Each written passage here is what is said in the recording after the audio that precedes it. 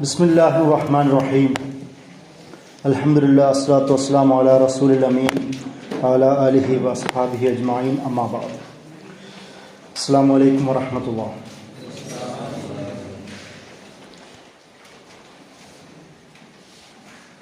അൽ ഖുലഫാഉർ Rashidun.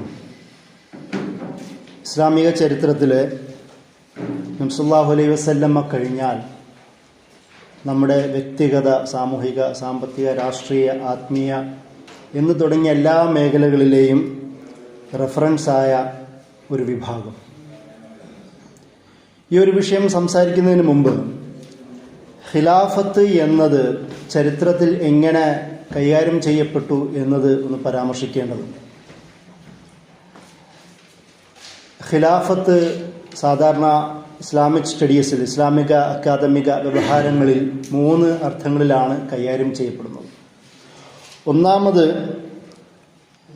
ഓരോ മനുഷ്യനും ഖലീഫയാണ് എന്ന ഭാഷാ അർത്ഥം ഉപയോഗിച്ചുകൊണ്ടുള്ള ചർച്ച. സൂറ ബഖറയിൽ അല്ലാഹു സുബ്ഹാനഹു വ തആല പറഞ്ഞതുപോലെ ആദം അലൈഹി ഇസ്ലാമിനെ സൃഷ്ടിക്കുന്നതിന് മുമ്പ് മലക്കുകളോടുള്ള സംസാരമധ്യേ അല്ലാഹു സുബ്ഹാനഹു വ തആല പറഞ്ഞു, ഇന്നീ ജാഇലു ഫിൽ അർദി ഖലീഫ, ഞാൻ ഭൂമിയിൽ ഖലീഫയെ നിശ്ചയിക്കുന്നു, തീരുമാനിക്കുന്നു, പടയ്ക്കുന്നു എന്നുള്ള അർത്ഥത്തിൽ അത് സംസാരിക്കുന്നു. ആ ഒരു പദം വെച്ച് നോക്കുമ്പോൾ ഓരോ മനുഷ്യനും ഖലീഫയാണ്, അള്ളാഹുവിൻ്റെ ഭൂമിയിലുള്ള പ്രതിനിധിയായി വരുന്നു എന്നുള്ള അർത്ഥത്തിൽ. യസ്തഖ്ലിഫൂൻ എന്ന് പറയുന്ന മറ്റൊരു പദവും അല്ലാഹു സുബ്ഹാനഹു വ തആല ഉപയോഗിക്കുന്നത് കാണാം. പദാർത്ഥം വെച്ച് നോക്കുമ്പോൾ പ്രതിനിധി, റെപ്രസെൻറ്റേറ്റീവ് എന്നുള്ള അർത്ഥത്തിൽ ഇസ്ലാമിക് സ്റ്റഡീസിൽ, ഇസ്ലാമിക വൈജ്ഞാനിക വ്യവഹാരങ്ങളിൽ അത് കൈകാര്യം ചെയ്യപ്പെടുന്നുണ്ട്. രണ്ടാമത്, ഇസ്ലാമിക വൈജ്ഞാനിക വ്യവഹാരങ്ങളിലെ ഏറ്റവും പ്രധാനപ്പെട്ട ഒരു ഘടകമാണ് തസവുഫ് എന്ന് പറയുന്ന മേഖല. നമ്മൾ സൂഫിസം എന്ന് വിളിക്കാം. അതിൽ ഖലീഫ എന്നുള്ള പദം ഷെയ്ഖിൻ്റെ, അതായത് പ്രധാന ഗുരുവിൻ്റെ, ഉസ്താദിൻ്റെ അനുയായിയായോ ഉസ്താദിന് ശേഷമോ കൂടെയോ ഷെയ്ഖിൻ്റെ പ്രധാന കാര്യങ്ങൾ തീരുമാനിക്കുകയും നിശ്ചയിക്കുകയും ഏറ്റെടുക്കുകയും ചെയ്യുന്ന ഒരാളെന്ന നിലയിൽ പ്രധാന പ്രതിനിധിയായി ആ പദം ചരിത്രത്തിൽ ഉപയോഗിക്കപ്പെട്ടിട്ടുണ്ട്. ഖലീഫ എന്നാണ് പറയുക. നിങ്ങളൊരു പക്ഷേ നമ്മൾ ഇന്ന് കേൾക്കുന്ന ഒട്ടുമിക്ക സൂഫി വര്യന്മാരും അവരുടെ ഉസ്താദുമാരുടെ, ഷെയ്ഖന്മാരുടെ ഖലീഫമാരായിരുന്നു. നിസാമുദ്ദീൻ ഔലിയ, മൊയ്നുദ്ദീൻ ചിശ്തി, ഇതിനടക്കമുള്ള ധാരാളം പേര് നിങ്ങൾ അവരുടെ ചരിത്രത്തിലേക്ക് നോക്കുമ്പോൾ കാണാം. അവരൊക്കെയും ഏതെങ്കിലും സൂഫി ത്വരീഖത്തുകളുടെ ഖലീഫ എന്ന തരത്തിലാണ് അവരുടെ ബയോഗ്രഫികളിൽ രേഖപ്പെടുത്തപ്പെട്ടിട്ടുള്ളത്. മൂന്നാമത്, രാഷ്ട്രീയ, പവർ അതോറിറ്റി, മൊണാർക്കി, ആ ഒരു മേഖലകളിൽ കൈകാര്യം ചെയ്യപ്പെടുന്ന ഇസ്ലാമിക നിയമസാധുത, ഇസ്ലാമിക് ലെജിറ്റിമസി എന്ന തരത്തിൽ ഉപയോഗിക്കപ്പെട്ട പദമാണ് ഖിലാഫത്ത്. പൊളിറ്റിക്കൽ കൺസെപ്റ്റ് എന്ന തലത്തിൽ ആ പദവും ഇസ്ലാമിക ചരിത്രത്തിൽ വ്യവഹരിക്കപ്പെട്ടിട്ടുണ്ട്. ഈ ഒരു 3 അർത്ഥവും നമ്മളിപ്പോഴും ആ വിഷയം കൈകാര്യം ചെയ്യുമ്പോൾ നമ്മുടെ മനസ്സിലുണ്ടാവണം. ഒരേ സമയം ഓരോ മനുഷ്യനും ഖലീഫയായി മാറുന്ന, അതേസമയം തന്നെ അള്ളാഹുവിൻ്റെ പ്രതിനിധിയായോ നമ്മൾ ഉത്തരവാദിത്തം ഏൽപ്പിക്കപ്പെട്ട ഒരർത്ഥം എന്ന നിലയിലോ, അതിൻ്റെ കൂടെ തന്നെ ഇസ്ലാമിക ചരിത്രത്തിൽ ഏറ്റവും കൂടുതൽ വ്യവഹരിക്കപ്പെട്ട പൊളിറ്റിക്കൽ സ്ട്രക്ചർ എന്നോ സിസ്റ്റം എന്ന തരത്തിൽ കൈകാര്യം ചെയ്യപ്പെടുന്ന ഖിലാഫത്ത് എന്ന് പറയുന്ന കൺസെപ്റ്റ്. ഇങ്ങനെയാണ് ഇസ്ലാമിക ചരിത്രത്തിൽ ഈ പദം വ്യവഹരിക്കപ്പെട്ടിട്ടുള്ളത്, ഇപ്പോഴുമുള്ളത്. എന്നാൽ ലോകതലത്തിൽ നമ്മൾ ഇന്റർനാഷണൽ റിലേഷൻസ്, പൊളിറ്റിക്കൽ സ്ട്രക്ചറിനെ കുറിച്ച് സംസാരിക്കുമ്പോൾ ഖിലാഫത്ത് എന്നുള്ള പദം ആദ്യമേ എല്ലാവരുടെ മനസ്സിൽ പൊളിറ്റിക്കൽ സ്ട്രക്ചർ സിസ്റ്റം എന്ന് പറയുന്ന ഒരു കൺസെപ്റ്റിലേക്ക് മാത്രമാണ് പോകുന്നത്. അത് മുസ്ലിങ്ങളുടെ ഒരു കാലഘട്ടത്തിലെ ഭരണ സംവിധാനത്തിന് വിളിക്കുന്ന പേരായതുകൊണ്ടും മുസ്ലിങ്ങൾ മതവിശ്വാസികളായതുകൊണ്ടും അതൊരു മതത്തിൻ്റെ ഭാഗമായതുകൊണ്ടും മതത്തിൻ്റെ അടിസ്ഥാനത്തിൽ രൂപപ്പെട്ട ഭരണ സംവിധാനമായതുകൊണ്ടും അതൊരു മതരാഷ്ട്രം മാത്രമായി, മതരാഷ്ട്രവാദമായി, മതരാഷ്ട്രത്തിൻ്റെ കൺസെപ്റ്റായി ഖിലാഫത്ത് മാറ്റപ്പെട്ടു. അതിൻ്റെ കൂടെ നമ്മുടെ ആധുനിക കണ്ടംപററി വായനകളിൽ ഈ അടുത്ത് 2013 ശേഷം 16, 17 വരെയെങ്കിലും ഇറാഖ് കേന്ദ്രീകരിച്ച് രൂപപ്പെട്ട ആ നിഗൂഢ സംഘത്തിനും അവർ ദൗല ഇസ്ലാമിയ, ഇസ്ലാമിക് സ്റ്റേറ്റ് എന്നുള്ള പേര് കൊടുത്തതോടുകൂടി, അല്ലെങ്കിൽ പേര് ചേർക്കപ്പെട്ടതോടുകൂടി ഖിലാഫത്ത് എന്നത് കേട്ടാൽ അത് ഭീകര സ്വത്വമായി കണക്കാക്കപ്പെടുന്ന ഒരു സാഹചര്യത്തിലേക്ക് മാറി. മുമ്പ് ഉസ്മാനികൾ, നമ്മൾ ഉസ്മാനിയ ഖിലാഫത്ത്, 16-17 നൂറ്റാണ്ടുകളിൽ യൂറോപ്യൻ ഭാഗങ്ങളിലേക്ക് വളരെ വിശാലമായ തരത്തിലുള്ള സൈനിക പര്യടനങ്ങൾ അവർ തുടങ്ങി വെച്ചിരുന്നു. അപ്പോൾ അന്ന് അറിയപ്പെട്ട ഒരു പദപ്രമാണ് തുർക്കിലർ ഗലിയോർ, ടർക്സ് ആർ കമ്മിങ്, തുർക്കികൾ വരുന്നു. മുസ്ലിങ്ങൾക്ക് ബദലായി യൂറോപ്യൻ നാടുകൾ തുർക്ക് എന്നുള്ള പദമാണ് ഉപയോഗിച്ചിരുന്നത്.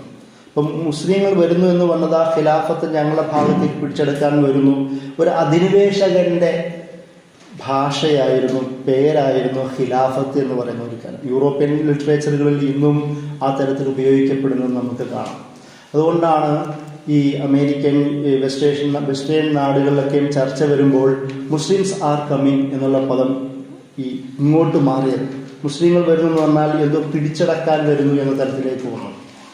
എത്രത്തോളം എന്നാൽ ഒരു ഇറ്റാലിയൻ ഒരു പൊളിറ്റിക്കൽ ലീഡർ തുർക്കികളുടെ, ആധുനിക തുർക്കിയുടെ യൂറോപ്പിലേക്കുള്ള യൂറോപ്യൻ യൂണിയൻ മെമ്പർഷിപ്പ് ചർച്ച നടക്കുമ്പോൾ അത് കൊടുക്കാൻ പാടില്ല, കൊടുക്കുകയാണെങ്കിൽ യൂറോപ്യ ആയി മാറും എന്ന് പോലും ആ ചർച്ചയിലേക്ക് വന്നു. യൂറോപ്പ് എന്നുള്ളത് യൂറേബ്യ ആയി മാറും എന്നുള്ള ഇമേജ് പോലും രൂപപ്പെട്ടു. കാരണം മുസ്ലിങ്ങൾ പൊതുവേ മതരാഷ്ട്രവാദികളാണ്. അവരവരുടെ ഭരണം നിലനിർത്താനും സ്ഥാപിക്കാനും ആഗ്രഹിക്കുന്നവരാണ്. മുസ്ലിങ്ങൾ ഭരിക്കുമ്പോൾ ഖിലാഫത്തെ വരും. ഖിലാഫത്ത് എന്ന് പറയുന്നത് അത് ശരീഅത്തിന്റെ ഒരു അടിസ്ഥാനത്തിൽ വർക്ക് ചെയ്യുന്നതാണ്. സൗദിയാണ്, ശരീഅത്താണ് കോടതി എന്ന് പറയുന്ന ഇമേജ് രൂപപ്പെടുന്ന ഒരു കാലത്തും കൂടെയാണ് നമ്മളുള്ളത്. അതുകൊണ്ടാണ് ഖിലാഫത്ത് എന്നത് വെല്ലുവിളിക്കപ്പെടേണ്ട, മാറ്റി നിർത്തേണ്ട ഒരു ചർച്ചയായി കേരളത്തിലെയോ കേരളത്തിന് പുറത്തോ ലോകത്ത് തന്നെയും ചർച്ച ചെയ്യപ്പെടുന്നു. ആ ഒരു ലോകത്ത് നിന്നുകൊണ്ടാണ് നമ്മൾ ഈ നേരത്തെ പറഞ്ഞതുപോലെ ഇത്രയും ഗ്ലോറിഫൈഡ് ആയ റാഷിദൂൻ എന്ന് നമ്മൾ വിളിക്കുന്ന ആ വിഭാഗത്തെക്കുറിച്ച് സംസാരിക്കേണ്ടി വരുന്നത്. ഇസ്ലാമിൻ്റെ ഖിലാഫത്ത് എന്നത് അതൊരു ഡിക്റ്റേറ്റർഷിപ്പാണ്, അതൊരു തിയോക്രസിയാണ്, ഒരു മതരാഷ്ട്രത്തിൻ്റെ കൺസെപ്റ്റാണ്, അതൊരു സ്വേച്ഛാധിപത്യ ഭരണ സംവിധാനമാണ്. ആർക്കും റൈറ്റ് കൊടുക്കാത്ത, കുറച്ച് സെലക്റ്റീവായ മൈനോറിറ്റിയുടെ മാത്രമുള്ള, ഈ ഭരിക്കുന്നവന്റെ നിയമം മാത്രം, താല്പര്യം മാത്രം നടക്കേണ്ട ഭരണ സംവിധാനമാണോ, അഡ്മിനിസ്ട്രേറ്റീവ് ആണോ, റൂൾ ഓഫ് ലോ ആണോ, നിയമവാഴ്ചയാണോ എന്നൊക്കെ ചർച്ച നമ്മൾ അറിയണമെങ്കിൽ നേരത്തെ പറഞ്ഞതുപോലെ നബി സല്ലല്ലാഹു അലൈഹി വസല്ലമയ്ക്ക് ശേഷം ഖുലഫാ റാഷിദുകളുടെ ജീവിതത്തിലേക്ക് നമ്മൾ കടന്നു ചെല്ലണം. അവിടെ നിന്നാണ് നമ്മൾ മനസ്സിലാക്കുക ഇസ്ലാം അല്ലെങ്കിൽ ഖിലാഫത്ത് എന്നത് ഒരു മതരാഷ്ട്രമല്ല. കാരണം മറ്റൊരു പ്രശ്നം, ഈ മതരാഷ്ട്രം എന്നുള്ള ചർച്ചയിൽ തന്നെ തുടങ്ങുന്നത് ഇസ്ലാം ഒരു മതമാണ്. നമ്മൾ ഹിന്ദു മതം, ക്രിസ്തു മതം, ജൂതായിസം, ഇസ്ലാം. മതം എന്നുള്ള പദത്തിന് പോലും അഭിപ്രായം എന്നേ അർത്ഥമുള്ളൂ. പക്ഷെ ഇസ്ലാമിൻ്റെ കൺസെപ്റ്റിൽ ഇസ്ലാം ഒരു അഭിപ്രായമല്ല. ഇന്നദ്ദീന ഇൻദല്ലാഹിൽ ഇസ്ലാം, അള്ളാഹുവിൻ്റെ അടുത്ത് ദീൻ എന്നുള്ളത് ഇസ്ലാമാണ്. അത് അഭിപ്രായമായി ഇസ്ലാം പറയുന്നില്ല. കാരണം അള്ളാഹു ഹക്കാണ്, ഖുർആൻ ഹക്കാണ്, നബി സല്ലല്ലാഹു അലൈഹി വസല്ലം ഹക്കാണ്, ഇസ്ലാമും ഹക്കാണ്. അങ്ങനെ വിശ്വസിക്കുന്ന ഒരു വിശ്വാസ സമൂഹത്തിന് ഇസ്ലാം ഒരു മതമായി സങ്കല്പിക്കാൻ കഴിയില്ല. അപ്പോൾ ഇസ്ലാം പറയുന്ന ചിന്തയും ഒരു അഭിപ്രായമായും പറയാൻ കഴിയില്ല. ഈ ഒരു കൺസെപ്റ്റിൽ നിന്നുകൊണ്ടാണ് ഇസ്ലാം ഒരു മത അല്ല, പകരം ജീവിതത്തെ മുഴുവനും വലയം ചെയ്യുന്ന ഒരാശയമാണ് ഇസ്ലാം. ഒരു കൺസെപ്റ്റാണ്, ഒരു സംവിധാനമാണ്, ഒരു സിസ്റ്റമാണ്, ഒരു സ്ട്രക്ചറാണ് എന്ന് നമുക്ക് പറയേണ്ടി വരും. അങ്ങനെയാണ് ഇസ്ലാമിനെ സമർപ്പിക്കുന്നത്. അതിനെ വലയം ചെയ്യുന്നതാണ് ശരിയാത്ത്. അതിൻ്റെ ഭരണ സംവിധാനത്തിന് നബി സല്ലല്ലാഹു അലൈഹി വസല്ലം ഇട്ടുകൊടുത്ത പേരാണ് ഖിലാഫത്ത്. ഇനി മറ്റൊരു പ്രശ്നം, ഈ ഖിലാഫത്ത് എന്നത് ഇനി ഒരു ഭരണ സംവിധാനം രൂപപ്പെട്ടു എന്ന് വരിക, ആ ഭരണ സംവിധാനത്തിന് ഖിലാഫത്ത് തന്നെ വിളിക്കൽ നിർബന്ധമാണ്. ഖിലാഫത്ത് എന്നത് ഖുർആനും ഹദീസും മാത്രം ചർച്ച ചെയ്യപ്പെടുന്ന ഒരു ലോകത്തെക്കുറിച്ചാണ് പറയുന്നത്. ഇന്നത്തെ ഒരു ആധുനിക സ്റ്റേറ്റ് സംവിധാനത്തിന് ഖിലാഫത്ത് എന്ന് വിളിക്കുന്നതിൽ കുഴപ്പമുണ്ടോ? അള്ളാഹുവിൻ്റെയും റസൂലിൻ്റെയും ശരീഅത്തിൻ്റെയും അടിസ്ഥാനത്തിൽ ഭരണ സംവിധാനം നടക്കുന്ന ഏതൊരു സംവിധാനത്തിനെയും ഖിലാഫത്ത് എന്ന് വിളിക്കാൻ പറ്റുമോ? ഈ ഒരു ചോദ്യവും കൂടി നമ്മുടെ മനസ്സിലുണ്ടാവേണ്ടതാണ്. അതായത് വിളിക്കാൻ പറ്റുമെന്നുള്ള രീതിയിലാണ് ഇസ്ലാം. നബി സല്ലല്ലാഹു അലൈഹി വസല്ലം ഒരിക്കലും ഒരു സംവിധാനം ഫിക്സ് ചെയ്ത് തന്നിട്ടില്ല. നിങ്ങൾ പൊളിറ്റിക്കൽ സ്ട്രക്ചറിനെ കുറിച്ചുള്ള ചർച്ചകൾ വായിച്ചു നോക്കുക. നിങ്ങൾ നോക്കുക, 4 ഖലീഫമാരും 4 തരത്തിലാണ് തിരഞ്ഞെടുക്കപ്പെട്ടിട്ടുള്ളത്. അബൂബക്കർ റളിയല്ലാഹു അൻഹുവിന്റെ ജീവിതത്തിലേക്ക് നമുക്ക് ആദ്യം കിടക്കാം. അബൂബക്കർ റളിയല്ലാഹു അൻഹുവിന്റെ നബി സല്ലല്ലാഹു അലൈഹി വസല്ലം വഫാത്താവുന്നു, മയ്യത്ത് അടക്കം ചെയ്തിട്ടില്ല. അപ്പോഴാണ് ബനി സായിദ എന്ന് പറയുന്ന ഒരു ഗോത്രം ഒരുമിച്ച് സഖീഫ എന്ന് പറയുന്ന ഭാഗത്ത് ഒരുമിച്ച് കൂടുകയും അവിടെ വെച്ചിട്ട് ആര് ഖലീഫയാവണം എന്നുള്ള ചർച്ച നടക്കുന്നു. ഭരണാധികാരി ആദ്യം ആരാവണം? നിങ്ങൾ മനസ്സിലാക്കേണ്ട ഒരു വിഷയം, നമ്മൾ സഹാബികളെന്ന് കരുതുന്ന, വിശ്വസിക്കുന്ന, മാനിക്കുന്ന, ആദരിക്കുന്ന അതേ വിഭാഗം തന്നെ നബി സല്ലല്ലാഹു അലൈഹി വസല്ലമയുടെ വഫാത്ത് മയ്യത്തടക്കുന്നതിന് മുമ്പ് തന്നെ അടുത്ത ഭരണാധികാരി ആരാവണമെന്ന ചർച്ചയിലേക്ക് പോയി. അതൊരു പ്ലസ് പോയിന്റാണ്. അതേ സമയം തന്നെ ഒരു പ്രശ്നവും വന്നത് റിഫ്റ്റ് രൂപപ്പെട്ടു എന്നുള്ളതാണ്. മയ്യത്തടക്കുന്നതിന് മുമ്പ് തന്നെ വിശ്വാസ സമൂഹത്തിനിടയിൽ ഒരു വിഘടനം രൂപപ്പെടുക. ചിലർ പറഞ്ഞു അൻസാരിയിൽ നിന്ന് ഒരാളെ നിയമിക്കാം, സഅദ് ബിൻ മുആദിനെ പോലുള്ള ഒരു പ്രധാനപ്പെട്ട സഹാബിയെ മുന്നിൽ വെച്ചു. ചിലർ പറഞ്ഞു അല്ല, മുഹാജിറുകൾ തന്നെ വേണം, നമുക്ക് 2 ലീഡർ ആയാലോ എന്നൊക്കെ ചർച്ച പോന്നു. ഇത് അറിഞ്ഞിട്ടാണ് ഉമർ റളിയല്ലാഹു അൻഹു അബൂബക്കർ റളിയല്ലാഹു അൻഹുവിനെയും ചേർത്ത് പിടിച്ചുകൊണ്ട് പെട്ടെന്ന് ബനു സഈദ സഖീഫ എന്ന് പറയുന്ന ഭാഗത്തെത്തുകയും ചർച്ചകളുടെ മർമ്മം മനസ്സിലാക്കുകയും ഉമർ റളിയല്ലാഹു അൻഹു അവർക്ക് മുമ്പിൽ വളരെ ലോജിക്കായി തെളിവുകൾ നിരത്തി വെച്ചുകൊണ്ട് അബൂബക്കർ റളിയല്ലാഹു അൻഹുവിന്റെ നോമിനേഷൻ അവിടെ സമർപ്പിക്കുകയാണ് ചെയ്യുന്നത്. ആരാണ് നബി സല്ലല്ലാഹു അലൈഹി വസല്ലമയ്ക്ക് ശേഷം ആദ്യത്തെ ഉത്തരാധികാരി, ഖലീഫ ഉത്തരാധികാരി ആര് ആവണം? ഒന്ന്, നബി സല്ലല്ലാഹു അലൈഹി വസല്ലമ ഇല്ലാത്തപ്പോൾ, അസുഖമാകുമ്പോൾ ഖലീഫയായി അല്ലെങ്കിൽ ഇമാമായി, നമസ്കാരത്തിന്റെ ഇമാമായി ആരെയാണ്? അബൂബക്കർ റളിയല്ലാഹു അൻഹുവിനെയാണ് തീരുമാനിച്ചത്. നമസ്കാരത്തിന്റെ ഇമാം, അതായത് പള്ളിയിലെ ഇമാമത്ത് എന്ന് പറയുന്ന കൺസെപ്റ്റിന്റെ വ്യാപ്തി നമ്മൾ മനസ്സിലാക്കണം. ഇമാം എന്നുള്ള കൺസെപ്റ്റ് ഇസ്ലാമിൽ ഭരണാധികാരിക്കും നേതൃത്വം ഏറ്റെടുക്കുന്നവനും ഒക്കെ ഉപയോഗിക്കുന്ന പൊതുവായ പദപ്രയോഗമാണ്. പള്ളിയിലെ ഇമാമിന് എന്നുള്ള മാത്രത്തിലല്ല. ആ ഇമാം ഒരേ സമയം നമസ്കരിക്കാനുള്ള ഇമാമത്ത് കൊടുക്കുകയും വ്യക്തിഗത, സാമൂഹിക, രാഷ്ട്രീയ ജീവിതത്തിലെ നേതൃത്വം വഹിക്കുകയും ചെയ്യുന്ന ആളാണ്. നബി സല്ലല്ലാഹു അലൈഹി വസല്ലമ ഇല്ലാതാവുമ്പോഴോ അഭാവത്തിലോ അസൗകര്യങ്ങൾ ഉണ്ടാകുമ്പോഴോ നമസ്കാരത്തിനും മറ്റുള്ള കാര്യങ്ങൾക്കും അബൂബക്കർ റളിയല്ലാഹു അൻഹുവിനെയാണ് നിയമിച്ചതെങ്കിൽ നമസ്കാരത്തിലെ നേതൃത്വം തന്നെ ആവണം വ്യക്തിഗത, സാമൂഹിക, രാഷ്ട്രീയ ജീവിതത്തിലെ നേതൃത്വം എന്ന് പറഞ്ഞ് സമർത്ഥിക്കുകയും അതുമാത്രമല്ല നബി സല്ലല്ലാഹു അലൈഹി വസല്ലമയുടെ സന്തത സഹചാരി, ഏറ്റവും അടുത്ത സുഹൃത്ത്, ഒന്നിച്ച് ഹിജറ ചെയ്ത ആൾ, നബി സല്ലല്ലാഹു അലൈഹി വസല്ലമയിൽ ആദ്യം വിശ്വസിച്ച പ്രധാന പുരുഷൻ എന്ന തരത്തിൽ എല്ലാ പുണ്യങ്ങളും വിശദീകരിക്കുമ്പോഴാണ് എന്നിട്ട് അബൂബക്കർ റളിയല്ലാഹു അൻഹു ഇങ്ങനെ പറഞ്ഞു. അപ്പോൾ അബൂബക്കർ റളിയല്ലാഹു അൻഹു പറഞ്ഞു, ഞാനല്ല യോഗ്യൻ, ഉമർ തന്നെയാണ് യോഗ്യൻ. അത് ഏറ്റെടുക്കുകയായിരുന്നില്ല അബൂബക്കർ റളിയല്ലാഹു അൻഹു ആദ്യം ചെയ്തത്, നമ്മൾ മനസ്സിലാക്കണം. എന്നാലും യോഗ്യൻ ഉമറാണ് എന്ന് തിരിച്ചു പറയുകയും അബൂബക്കർ റളിയല്ലാഹു അൻഹുവിന്റെ കൈ പിടിച്ചു വാങ്ങി ബൈഅത്ത് ചെയ്യുകയും ചെയ്യുന്ന സീനാണ്.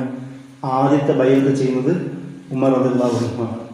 ഇതോടുകൂടി ഈ ലോജിക്ക് മനസ്സിലാവുകയും അവിടെയുണ്ടായിരുന്ന മുഹാജിറുകളും ബാക്കിയുള്ള അൻസാരികളും ഉമർ റളിയല്ലാഹു അൻഹുവിനെ പിന്തുടർന്നുകൊണ്ട് അബൂബക്കർ റളിയല്ലാഹു അൻഹു ബൈഅത്ത് ചെയ്യുന്നു. ബൈഅത്ത്, പ്രതിജ്ഞ എന്നത് ഇസ്ലാമിക ചരിത്രത്തിലെ അല്ലെങ്കിൽ ഒരു ഭരണ സംവിധാനത്തിലെ പ്രധാന ആശയമായി അവിടുന്ന് രൂപപ്പെടുന്നു.